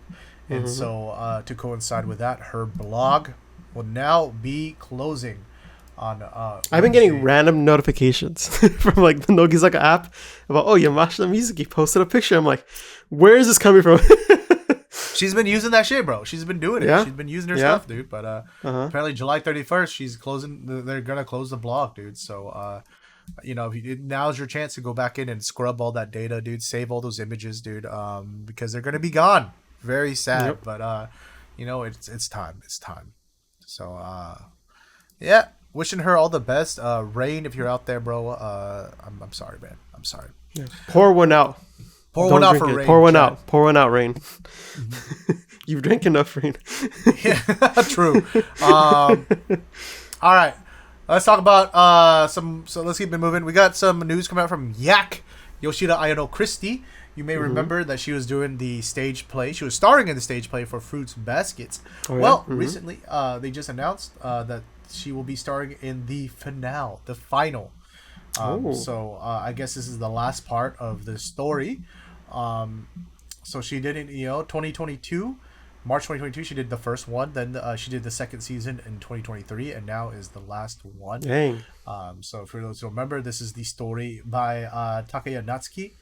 Very famous girls like shoujo manga. I used to read it back in the day. My sibling used to buy it, and I'll read it. It's basically a girl who goes to live with his family. They're like all cursed, but they're like members of the Chinese zodiac. What does that exactly mean? I don't remember. It's been fucking forever since I've read it. Oh, wait, no, she's a furry, right? That's like the conclusion? Huh? Is she? Wait. What is Josh reading? Huh? But yeah, this is the part that this is the finale. Yak plays Honda Toru. She's the main female protagonist. So good for her. Make sure you check that out if you're gonna be in Japan for that. The applications for that will begin for the Nogizaka mobile app on June 20th. Look at that. Mm-hmm. June 20th was 5 days ago. It began on. don't know why in my head I was thinking July, but it began June 20th. So yeah, it was 5 days ago. All right, let's keep it moving. Some more quick Nogizaka46 news, but some good news, especially for our fan base, the English speaking Sakamichi fan base. We got some more English subs over on the Haishinchuu channel. Catching up. Yeah. So before they said that they had, they'd done subs for the Nogizaka under construction, right? So if you clicked on the playlist here, these are all the English subbed episode of Nogizaka Kojichu. Very up to date, dudes. This was 9 days ago. Back up to like last week's episode. Yeah, look at that. And then as well as that, we also have the just the Haishinchuu special videos, right? So we have for example the members in Hong Kong from a couple weeks back, dude. Oh, we got the Okahina and Mukai Itoha fucking Geta girls video, dude. This is one to lol plus lol equals question mark. Yeah. We're like, how do we write this in English? I see a few videos here that I gotta watch for sure, dude. We got Kaki Haruka playing Love by Number 8, tries to get the exit 8, dude. I don't know shit about this game, but now I can watch it and understand more than the fact that Kaki looks very cute. Yeah, dude, all you Nihongo Dekimasen people, now's your chance, dude. Yeah, time to actually watch some content with the English subs on it. There was no other way before. No other way. No, but it is cool. I'm always very happy to see them. Always happy to see Idols making shit more accessible. No, yeah, 100%. Yeah, good on you. And granted, I studied Japanese for a couple years. This is a long time ago, so I don't count it as actually, I studied Japanese for a couple years. Chinamini.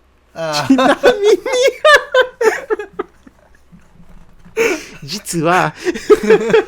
But anyways, I was gonna go into like my constant Dunning-Kruger, right?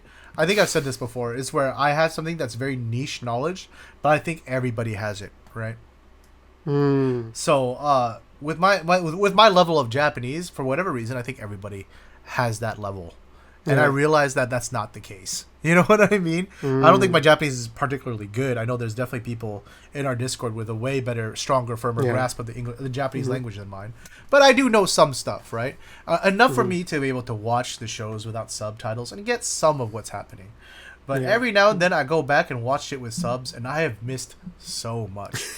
True. So having these are very nice. Like the fact that it's on YouTube, you just click the closed caption button. It's so easy. Yeah. You don't have to. We joke about only watching things legally, but let's be real. No shade to the fan translators out there. You guys are doing God's work for real. But for a lot of people, it is an extra step of having to go and procure soft subs, then downloading the full thing, or trying to find whatever streaming link. So I like it's a big barrier to entry. I like having the official YouTube channels provide the English. Way more accessible. It's gonna be. They're gonna like be a little bit more stringent on it, so they want to get like the members messaging across. Yeah, dude. You watch most K-pop acts, dude. Their YouTube channels are just straight. It's expected to be English subs now. Yeah, you know what I mean. And if Japan wants to, and I'm not saying they do, but if they want to someday reach that same level of international fandom, these are kind of the things that they're gonna have to do. So this is a necessary nice to see them step. making the move. Yeah. Let's keep moving. We announced this a while back. It's the return of the Midsummer Dome Tour. Let's fucking go! Oh. And to commemorate that, this year we have the Midsummer National Tour 2024 Cafe and Travel Bus, dude. So they're gonna have the cafe in 3 different cities. This will be in Tokyo, Osaka, and Aichi. But they're also gonna be doing a food truck, planning to go to 9 different cities nationwide. We have you know us. Let's look at this food menu. You know it, buddy. You already know it, dude. So we got the Anata Alright. Shiowase Todokemasu Riria no Fua Fua Pancake. Okay, Huh? okay. We have the Yan Yan Daisuki Genghis Yan. Right? Um, we have what is it? Nan Nankuru Naisa Bata Chicken Kare. Oh, this is from Okuda Iroha. Sorry, you may not have guessed, but the Riria no Fua Fua Pancake, that's from Riria. It's from Ito Riria. The Yan Yan Daisuki Genghis Yan is from Kanagawa Saya, Yan-chan. Yeah, we got this. Okuda Iro presents the naan and butter chicken, dude. We got Iwamoto Renka presenting the Saikyo Gamazeri? Something gamer jelly? Huh? Gamer jelly? Yuck! Ew!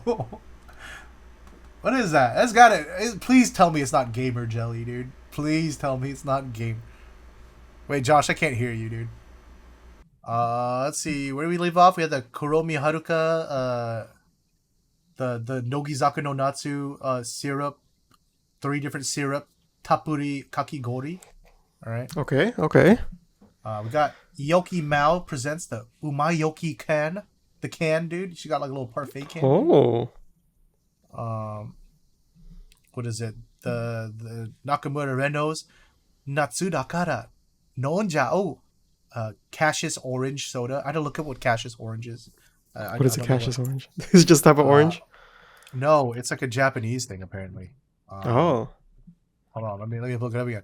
It's a Japanese cocktail that doesn't really taste alcoholic. Cassius orange is similar to Cassius grape, but made with orange juice. Doesn't Okay, help. that doesn't help me. What's Yeah, Cassius that grape? doesn't help. It's in katakana, so I didn't assume it was a Japanese thing. Oh, okay, because Cassis is a thing. What is Cassis, dude? It's 30% Cassis, 70%. Is it like a flavoring? A liqueur? It's a or something? liqueur. It's a liqueur. Yeah. It's a sweet dark red liqueur made from black currants. Oh, that sounds good. Yeah. But obviously, I'm guessing this is non-alcoholic, unless No, yeah. Nakamura Reno's popping Dang. off like that, dude. Popping off. Look at that. Let's see. The Kaki Haruka presents the Kurae Ama Kaki Neko Ichigo Miruku Panchi. that. I mean, to be fair, that sounds like it'd go good with the strawberry shortcake thing over here. The Mao has. Ooh. Yeah. Let's see. Tamura Mayu presents the Mero Mero ni Nachae Mayutan no Oshi Katsu Melon Soda. Why is Typical. it purple though? Because it's metal, you know? You're falling for it, you know? It's like a dream. But it's melon soda, dude. I have no idea. And then last but not least, we have the Sugawara Satsuki.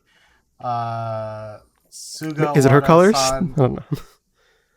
Yeah, or Kazoku no lemon tea. Her family lemon tea, dude. Interesting. They're her household. Uchi, yeah, I don't know how you read that. Anyways, yeah, lemon tea. All right, but more importantly, what are you getting? Okay, for lunch, I think I gotta get the Genghis Khan, dude. You know, I'm a meat eater. I'm a carnivore. It looks like a good set. Yeah. You got some miso soup, some rice, and a Genghis Khan, dude. I would think about getting the butter chicken, but I don't know how well they'll do a butter chicken there. You know? True. And I don't like vegetables with my pancakes, so I think I'm gonna go with you. For dessert, 1000% not the gamer jelly. I kind of want to try the jelly. Like, it seems like the texture would be good, you know? Dude, I don't trust anything called gamer jelly, dude. I gotta look this up. That's not a thing, is it? Am I reading this wrong, dude? Gamer zeri. Because the Shirosaku Pasakon no Nakabu? No, something o imeji deshita. Oh no, yeah, that's Colorful na jelly. It's fucking gamer jelly, dude. It's got RGB, dude. Um, yeah, I don't know, man. Okay, I will probably get the Umayoki can. No, But actually, that does look good, but I'm too curious about the jelly. Like, and I well, would pick that otherwise. for But I me, feel it's like because the moment I'm there, if I'm there standing there, and I'm thinking, should I get the jelly? I'm gonna default to the umayoki. I'm gonna get. See, I'm gonna be a fat ass. This is what I'm gonna do. They'll look at me and be like, yeah, he can handle this. Yeah, one I'm of gonna, each. I'm gonna get the Genghis. I'm gonna get the Yan Yan Daisuki Genghis Yan, Uh-huh. and I will say it like that. I will 1,000%. 100%. You have to. Yeah, I'm not gonna be like, I'll just get the Genghis Khan, please. No, I'm just like, Yan Yan Daisuki Genghis Yan Hitotsu kudasai. Onegaishimasu. Mhm.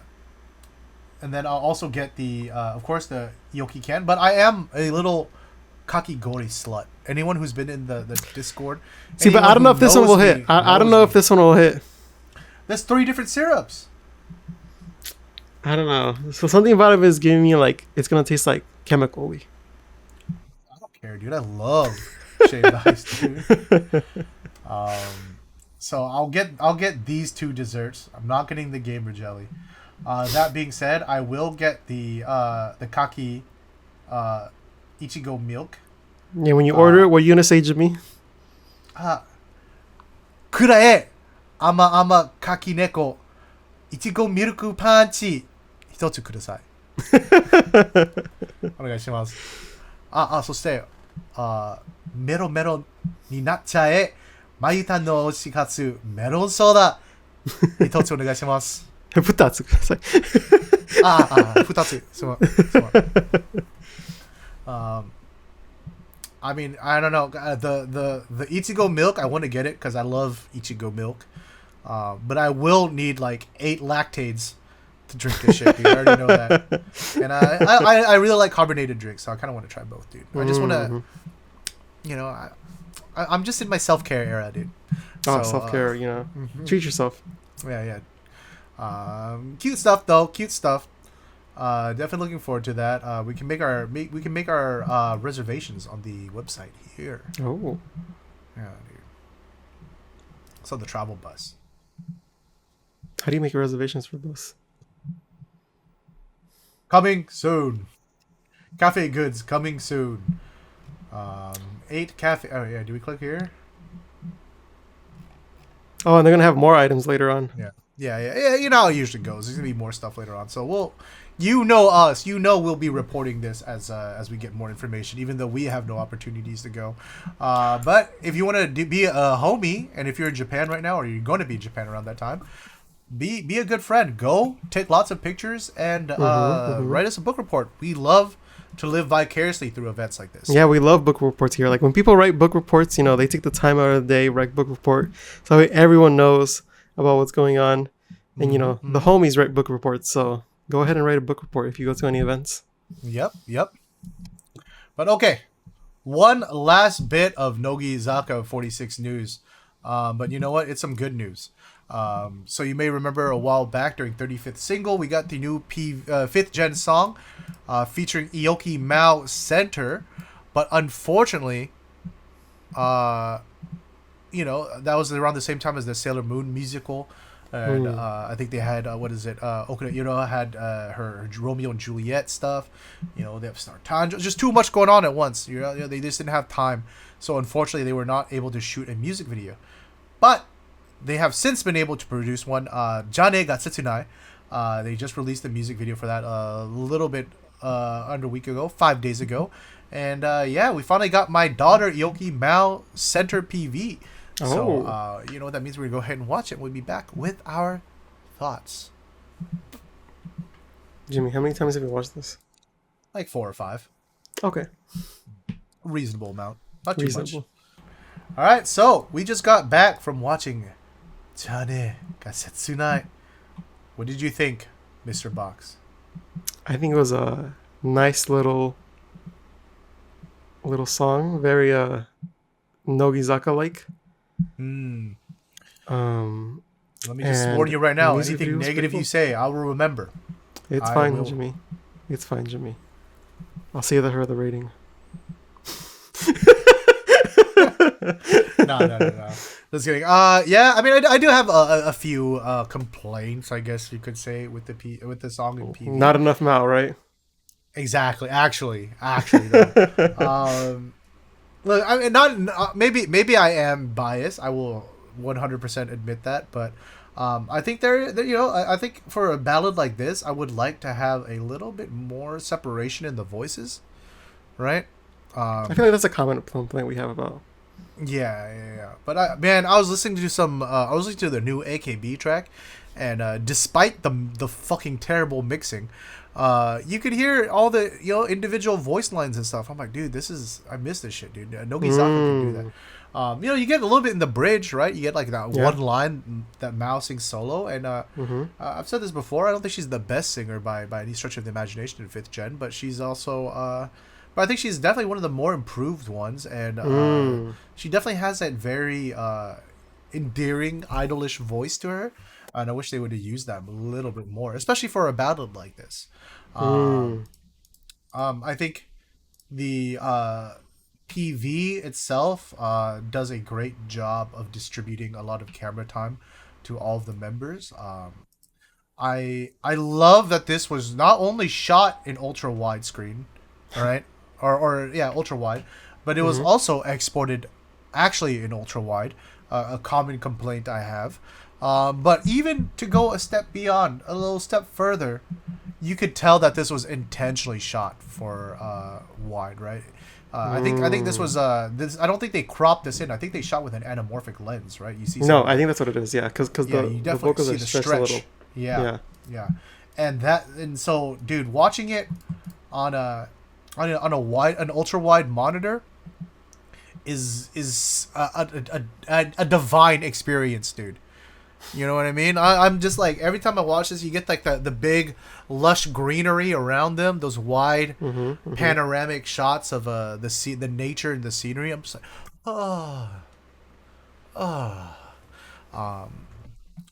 it's nothing too crazy, it's nothing too complicated, but I do appreciate that they had an intention and they executed on it. They definitely had an intention here, and I feel like I got the intention halfway through, and the other half, it was still the intention. And it was still the intention, and then they never left the intention, huh? Yeah, that I do agree with that. I think it's a little bit one note of a music video. Yeah. I much prefer the dancing. Like I feel like the thing that makes me say that is so many of those desk shots that kind of like, oh, okay, so I'm back to this chair. They're just, for some reason, riding down in the woods. Like, I don't know. Like usually, like stuff like this, like I don't mind, like, just like putting you in a different scenario or something like that. But I feel like it was repeated so much that I was like, I almost got used to it, and I was started questioning it. Yeah. It's shots like these are supposed to be kind of used as like icing on the cake, not like a whole focus, right? Like you'd expect to have like maybe like one or two of the members at a shot like that, and then some other variety, just kind of change it up a little bit with something else in the forest, but and especially when a lot of the cropping is very similar, like back to back to some of the members, where it does seem a little jump cutty and repetitive. Yeah, I don't know. I really I don't know. It's hard for me to fault this music video too much though, because I think there's obviously some time constraints happening here, because like I said, this is like a 2-month late music video or 1 month late music video at this point, something like that. You know what I mean? So I think they were definitely working on a limited amount of time. They realized all the budget went to the lenses, and they're like, "Oh no, what are we supposed to do? Now we don't have anyone to edit this." Yeah, but like, dude, look at how beautifully shot some of these shots are, man. Dude, this shit is so. There's one certain lens I'm just like, it looks so creamy. Yeah, dude. You get those really smooth, swirly bokehs in the back, dude. The bokeh it's probably balls. the anamorphic lens, right? Yeah, because you get that really stretched out flare too from the lens flare, right? Yeah. Some of the other ones are just perfect circles, so those are just cropped in. But there's one lens, the anamorphic lens. I'm like, ooh, looks nice. But yeah, this PV for me overall is so cinematic, dude. It's very screenshotable. I think at any moment you can like pause it and really get some lovely screenshots. I have mixed feelings about the dance portion. Obviously the members are backlit, and Like it the adds last some ones or the drama, beginning but ones? maybe they wanted that realistic look. But I kind of like maybe a reflector in the front would have been nice. Just They would need a big reflector for all these members. yeah, that's true. I'm just like, I don't know, we gotta fill out the shadows somehow a little bit. You know what I mean? Yeah. Um, it does get a little, in my opinion, too dark at sometimes, but I do get it. I mean, maybe they're going for a more natural look. Yeah, that makes sense. I think when the sun starts going down, then it's like more approachable. Hmm. Or like Yeah, or because then like, you could like just, that golden hour. I feel like it yeah, like yeah, highlights the members' hairs like really nice, but they only have so much time to like actually record yeah, a lot. yeah, yeah, yeah, yeah. Because at that point you can, start exposing for the background, and the members are still like properly exposed, right? Hmm. But when it's a little bit brighter out, then it's like, yeah, now you got to expose for the background, and then the members are too dark. Yeah. Trying to Yeah. find it. I think there's a shot of Okahina with the sun just sitting right behind her, and it's one of those moments that, like, if I was the person shooting that, I'd be like, ooh, I'm getting There it paid is. today. I'm There's getting my paid shot. today. There's my dude. shot. Yeah, dude. I'm trying to find it. It is. I think overall it's like one of my favorites of this whole PV. It's very, very aesthetic. Um, but yeah, just in general, it's a very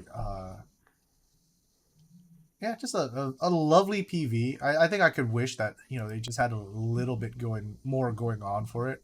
Yeah. But what can you really do? Even some shots of like members running around, I feel like would have helped out a Mhm. bit. Because it's just like people sitting down or dancing. Yeah. Um, yeah. I agree. Some frolicking. Despite the excuses I try to make for it, I think there's a lot of things that they could have done with this PV, considering the location that they were already at, to just kind of make it a little bit more visually interesting, while without adding to the time and budget constraints. Mm-hmm. Mm-hmm. Yeah, you can tell they were limited on time for this one for sure. Damn, dude, I can't find that Okahina shot I was thinking about, so I guess I just have to watch this whole PV all over again, dude. Um, Dang, unfortunate. um, yeah, but like some of the golden hour shots and stuff like that, like, oh my god, that looks so pretty, dude. You know what I mean? Yeah. Like, yeah, the whatever camera they're using, bro, that sensor is, it is getting all the colors, dude. Mm-hmm, mm-hmm. Where- Especially where- that wide angle one. It's like you see all the colors pop so much. Mm-hmm. Yeah, dude, the contrast, the dynamic range, dude, it's just so many values. Dude. Oh, wait, I think I found it. Hold on. Any second now. Yeah, it's so brief, but looks so pretty, dude. I mean, there's a now shot similar to that later on. I think it might be something else. I feel like there was a moment that lingered a little bit more, and I'm like trying to find it, dude. But, yeah, overall very I don't know, simple PV, but pretty. Yeah. All right, let's get to the rankings. I feel like I'm like repeating myself a lot. What is it? PV. Let's start with the PV. Mm-hmm. On go. 3, 2, 1, go. 7. 4. I said it.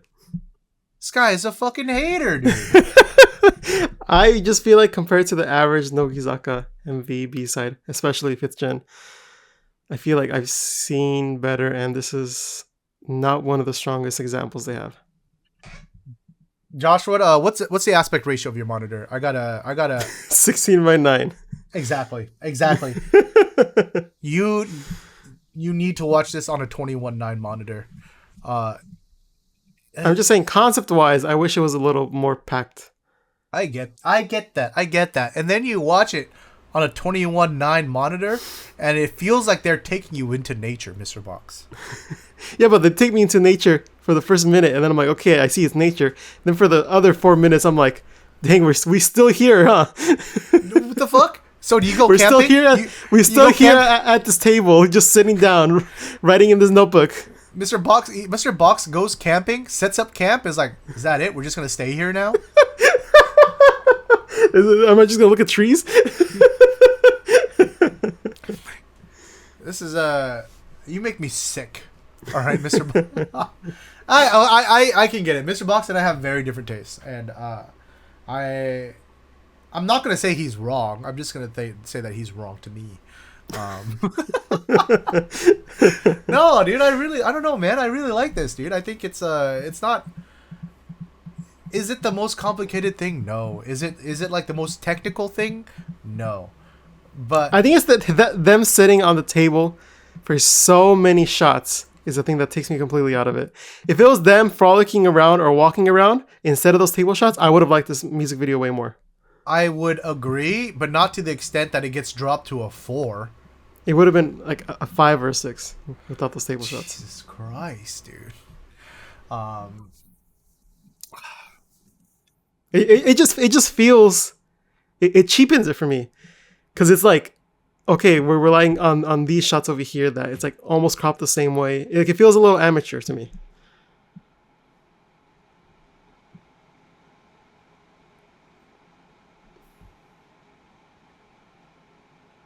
Look, I'm not saying that this means I'm right, but our chat. It's literally one person spamming. It is not just one. I mean, it is one person spamming, but it's not just one person saying that is agreeing with me here.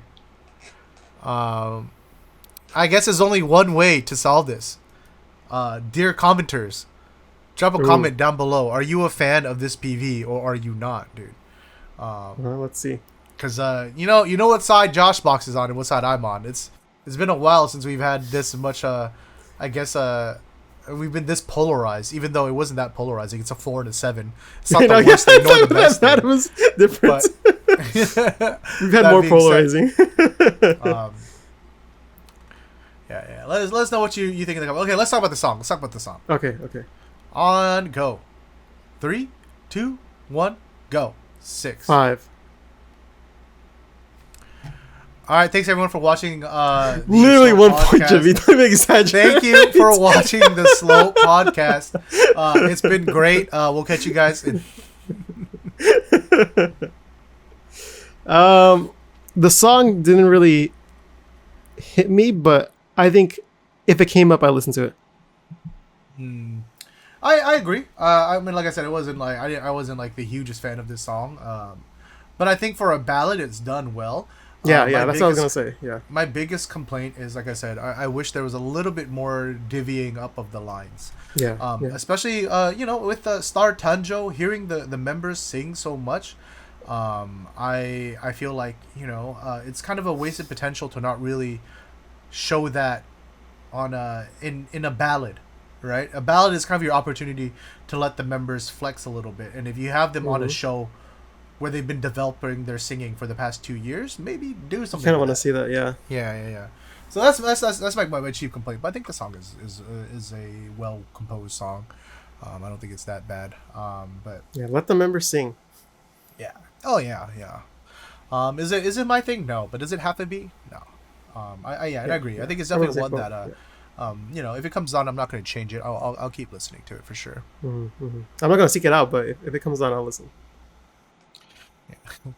All right. So that is our thoughts on Jane ga Setsunai. This is apparently the last episode of the podcast because I refuse to be seen in a video with this man ever again. No, just kidding. We're gonna take a quick break and we'll be back with the TV show highlights and the highlighted comment of the week. And we're back. Hey, you know what time it is? It's time for the highlighted comment of the week. We go back and we check out one of your comments that you left in the previous episode. This week's comment comes from Organic Laughter, With the 46-hour TV shows, are they normally broadcast on YouTube? I always thought they were behind a paywall of some sort. I always thought you had to be a registered fan member and watch it through their showroom or whatever fan streaming service they use. The Hinatazaka46 show from the other day was the first one I'd watched live because it came up on my YouTube feed. It was fantastic. Well, I mean, just a little reminder, them having YouTube channels is a fairly recent development. Yeah.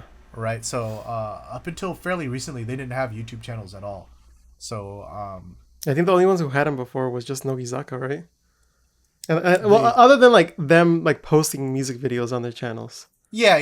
The Haishinchuu channel was the first one to be like a not like, you know, outside of their yeah, like you said, their music videos and stuff like that. And even then, Haishinchuu channel is only 3 years old, dude. So the older ones were on Showroom, I believe. Right, I ever watch them. I always watched it like. And by older ones, we're talking about Nogizaka. 46-hour TVs from Nogizaka, because this is the first Yeah. Hinatazaka one we have. But the older ones were on Ambema, they were on Showroom, and they were on one other streaming service. I remember there's 3 of them. Let me know. I think it was older than Let Me Know. Because I remember there was one part especially in the first Nogizaka 46-hour TV where there was a block where every single place where you can watch it had a different segment, so you had to like that's kinda, right. like, search around. Yeah, I remember that. Or I remember hearing about that and being like, "Yep, that's why I'm not gonna watch it. I'm just gonna watch it on via clips." Uh-huh.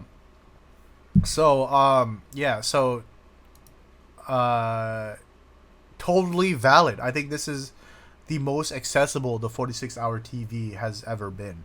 Yeah. And hopefully this is the previous, continuance of a trend, right? No, yeah, 100%.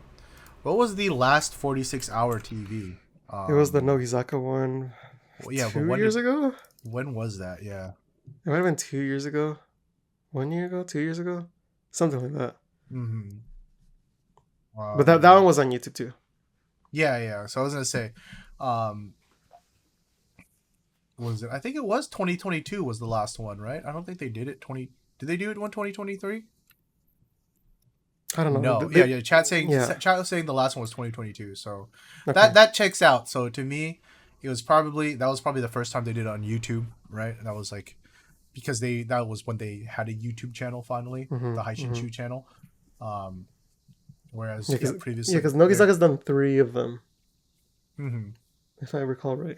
I think there's 3 of them, and I think the second one was also on YouTube, but it was also on the other streaming services. While the third one I think was mainly on YouTube. Oh, okay. Someone can correct me if I'm wrong. Mm-hmm.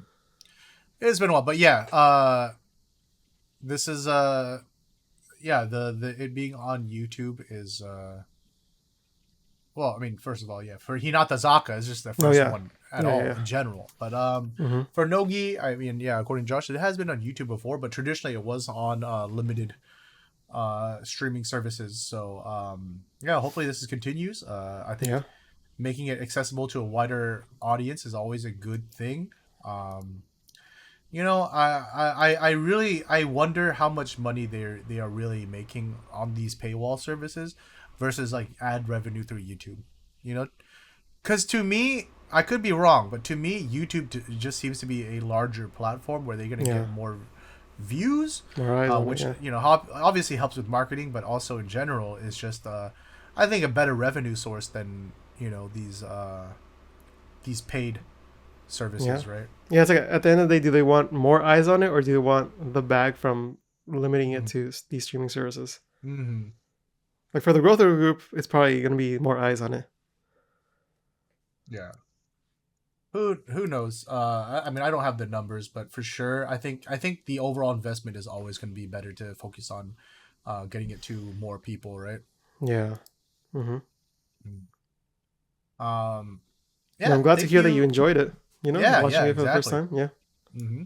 And what's also great is now the archive is going to be up on Hinatazaka channel. Yeah, just in case you miss anything. You can always go back and watch the segments you missed, or you know, go back and watch things at your own schedule, which I always find enjoyable.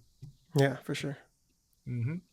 All right, let's get to the TV show highlights. Of course, it's the regular shows: Nogizaka Kojichu, Sokomogatari and Hinatazaka de Amasho. But of course, anything else we may have watched this week. I did watch one segment of what is it? The 46-hour TV. I believe this was like the finale part. Shout out Danny in Discord. Clip this out for me, and I was able to watch it on my Monday stream. Shit was funny, dude. It was like the Hinano versus Hina battle, right? And so they split the group into two different teams. There was the Hinano team, the Hina team, right? They went about doing different challenges. So there was like a little, like the telephone game. You have to, put on headphones, hear, guess what the other person's trying to tell you. Later on, so what is it? The first team, they I forget what the thing was, but their word's a little bit more complicated, so they didn't get it. The last one was like, oh, what's the first thing you're gonna yell out when you get home after a 46-hour TV? And then the word, I think it was Kahorin. She picked out Oyasumi, and so they all got that right. And then the comedian was like, well, they may not have gotten it, and you guys got it all right, but that wasn't very interesting. So it's a draw. What is it? They had the dodgeball event, right? What is it? They members were wearing like little bingies with their with different batsus on it, right? And then for every person that gets pegged by the ball has to do the batsu on their shirt. Yeah. Later on, and that ends up being like an ongoing gag with that one that was very funny. And then they do straight up ogiri at the end, dude. That shit, it's just classic Hinatazaka type shit. But they're like, oh no, it's not ogiri, it's a Hinata Fest thing, dude. It's like it's the call and response Hinata Fest challenge. But your first topic is a classic Ogiri topic. Yeah, right. This kind of Hinata Fest is yada, all right? I don't want this kind of Hinata Fest or whatever, right? Or like, what was the other one? It was like during the time, like, what's like the worst thing you can say when it's time to get everyone hyped up, all right? I must have fell asleep at that point. Dude, that part was that. There was one, I can't remember who it was. That shit was so funny. It was like, I think, I can't remember who it was. I feel bad. Chat remind me, but it was like, oh, what's the last thing you should say when you're trying to get everyone hyped up? And she's like, Mina-san, do you guys have to work tomorrow morning? I was like, fuck, dude. That actually had me laughing out loud. That was, I was like, that was too real. That's fucked up. Oh yeah, it was Hirao Honoka said that. That shit was funny. Yeah, that's the only part I watched so far. Definitely looking forward to watching more. Been hearing a lot of different clips. It was Ishizuka Tamaki. Okay, Kori-chan is Ishizuka Tamaki. I can't remember, but a lot of fun stuff. Yeah, let us know some of your favorite moments and which ones we should check out. In the meantime, let's start talking about the regular shows, shall we? We got Hinatazaka de Amasho. Mr. Box, do you remember what this week's episode was? This week's episode was... I don't remember. Was it just talking? It's they're like trying to get close to Wakabayashi, so all the members have new nicknames. Oh yeah, they want I remember. Not paying attention. They have like name tags on with new nicknames that they want. Wakabayashi. Was it like Nyan Nyan or something? Yeah. Nyan Nyan was that Tamaki? I think that was Ishizuka Tamaki. I'm like, isn't that Mimi's whole thing? To me, dude, I'm old as hell. Nyan Nyan, that's Koji Haru, dude. That's Kojima Haruna from AKB48, dude. What is it? Then there's like, I don't know, I can't remember what brought this on, but there was like this factoid about like, what is it? Berina has never been to Disneyland. And then so How's it a like? bunch Like not Disney Sea, Disneyland. Disneyland, yeah. Yeah. That's how you know they're all rich. When they're like, oh, you haven't been to Disneyland? You haven't been overseas halfway across the world to Disneyland? Like all of us? There's Tokyo Disneyland. Isn't Disney That's Sea? not in Tokyo. Those are two different things. Oh, is it? I don't even know. I'm pretty sure, bro. Damn, now Josh got me doubting myself, dude. Yeah, they're both in Tokyo, but they're different things. Okay. Yeah, there's Tokyo Okay. Disneyland. Yeah, yeah. I stand corrected. Okay. Yeah, actually. Actually. Futatsu arimasu. But yeah, so a bunch of so a bunch of the members are like, yo, we want to go with Berina for her first what is it, Tokyo, her first Disneyland trip, right? I think Disneyland Sea and Tokyo, like, was it Disney Sea and Land, right? And Sky. Sky. Yeah. Trying to remember. I do like, what, there was like a Sumire section I thought was really cute. When I was looking at it, I was like, yuck. okay. For some reason, the more, like, I think Daddy put it best in the Discord, where he's like, the more they like reject her the buriko, Buriko? yeah, the more they reject it, the more entertaining she is. Yeah, but that's more the other members being entertaining. No, but then the way she reacts to it and like tries to like back herself up. I will say a lot of what has made me a Berina fan is how much she clowns on fucking Sumire. See, it's a collaboration. Yeah. That shit is funny to me every time. She did that during the 46-hour TV segment I was showing earlier. Because like one of her punishments was like, you have to, I forget, you had to do something in Buriko. And so she just went up there and did her fucking Sumire impression, dude. That shit was funny as hell. Yeah, fun episode. Up next we have Soko Magatara Sakurazaka. Kind of a straightforward episode. I'm not going to get into it too much in detail. Just because if you've watched one of these, you've watched all of them, it feels like. I will say, I'm not going to say it like as if it's not worth watching. It definitely is. But, it's not much to really recap. It's the hit campaign, this time featuring the third gen. And they're climbing a mountain. Right? I'm sure you can all guess where this goes, dude. It's the top? They climb a mountain. They're like, oh, dude, this shit is getting hard. Oh, man, we're so tired. Let's stop to take a break. Oh, what's this? A message from our dear beloved senpais encouraging us? I am rejuvenated with strength. Let us continue to climb this mountain. And then it cuts off, and we'll probably finish it next week. So it's like when they don't know what to do with the hit campaigns, they're like, we could always do the mountain thing. Like, yeah, everyone get in positions. We know what to do. Editors, I know what to do for this one. Yeah, the cameraman's like, fuck, all right, let me pull out my pack, dude. Yeah. Yeah, I know. I don't want to sound too dismissive of it. I do think it's enjoyable. It's nice watching third gen. When I was watching it, I was very much filled with feelings of gratitude for having third gen join Sakurazaka. I think they're a great addition. They're a bunch of lovely kids. I care about them all deeply.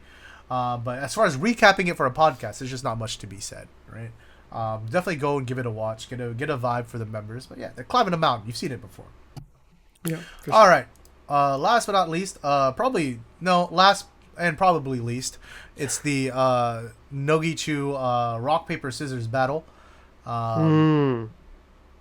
Yeah, this dude. Remember when AKB did a rock paper scissors event, and that shit was so hype, dude? Because we got cosplay and we got a fucking tournament with stakes. Yeah. Well, let's take out the stakes. Let's take out the tournament, and then let's take out the cosplay. And then so it's just a regular game of rock paper scissors. A regular game of rock paper scissors, dude. I mean, I guess the big point is they have them. It's like they go in threes, right? Three members go and they sit down and they have a little talk about this. You know, Like the strategy, what they're gonna yeah, play. yeah. You know, like Kubo might be like, "Oh, I'm definitely not gonna put out scissors, bro. I would never put out scissors." And then they're like, "Oh, what does she mean? Is she actually gonna put out scissors, or is that what she wants me to think? And then I'm gonna put out a rock, but then she knows, and I'm gonna put out paper." You know, it's like, okay, I get it. It's fine for a bit, but that's the entire episode. Yeah. Right? You get like. I think this is just different practice for the members to practice their Gaia, you know, in the background. Just be like, all right, even though this is just rock, paper, scissors, do your best. Yeah. I remember watching this on stream and literally struggling to think of something nice to say, and I was like, well, all the members look good. You know, like all the members look nice. I think they're That's default. I really like their uniforms right now. I think their uniforms are really cute. Mm-hmm. Just noticing the background. Oh, I never noticed that little detail in the back. Yeah, dude. You know, Kaki looks so cute with this little outfit, dude. You know, her versus Mikuni and or not Mikuni, Miku and Arno, dude. You know, oh, dude, how do they feel about going against Senpai? But you know, it's kind of Bedge. It's kind of a Bedge episode. I gotta admit. Yeah. So it is what it is. More of it next week. No one asked for this. Yeah, it's gonna be. Like, at least Werewolf is entertaining, you know, because it's like that's what I'm saying. That's then what you're I'm being saying. part of the game, you know. This is like, okay, we're just gonna do it and that's it. There's even if you do the whole talk thing, there really is no strategy involved. It really is just like, okay, you put it out and whatever happens. Right? Mm-hmm. But yeah, that is it for this week's episode, which means, hey, that's it for the podcast this week. Thank you guys so much for watching. If you haven't already, make sure you drop your comment down below, hit that subscribe button, let us know what you think, and we'll catch you guys in the next episode. Bye. Bye.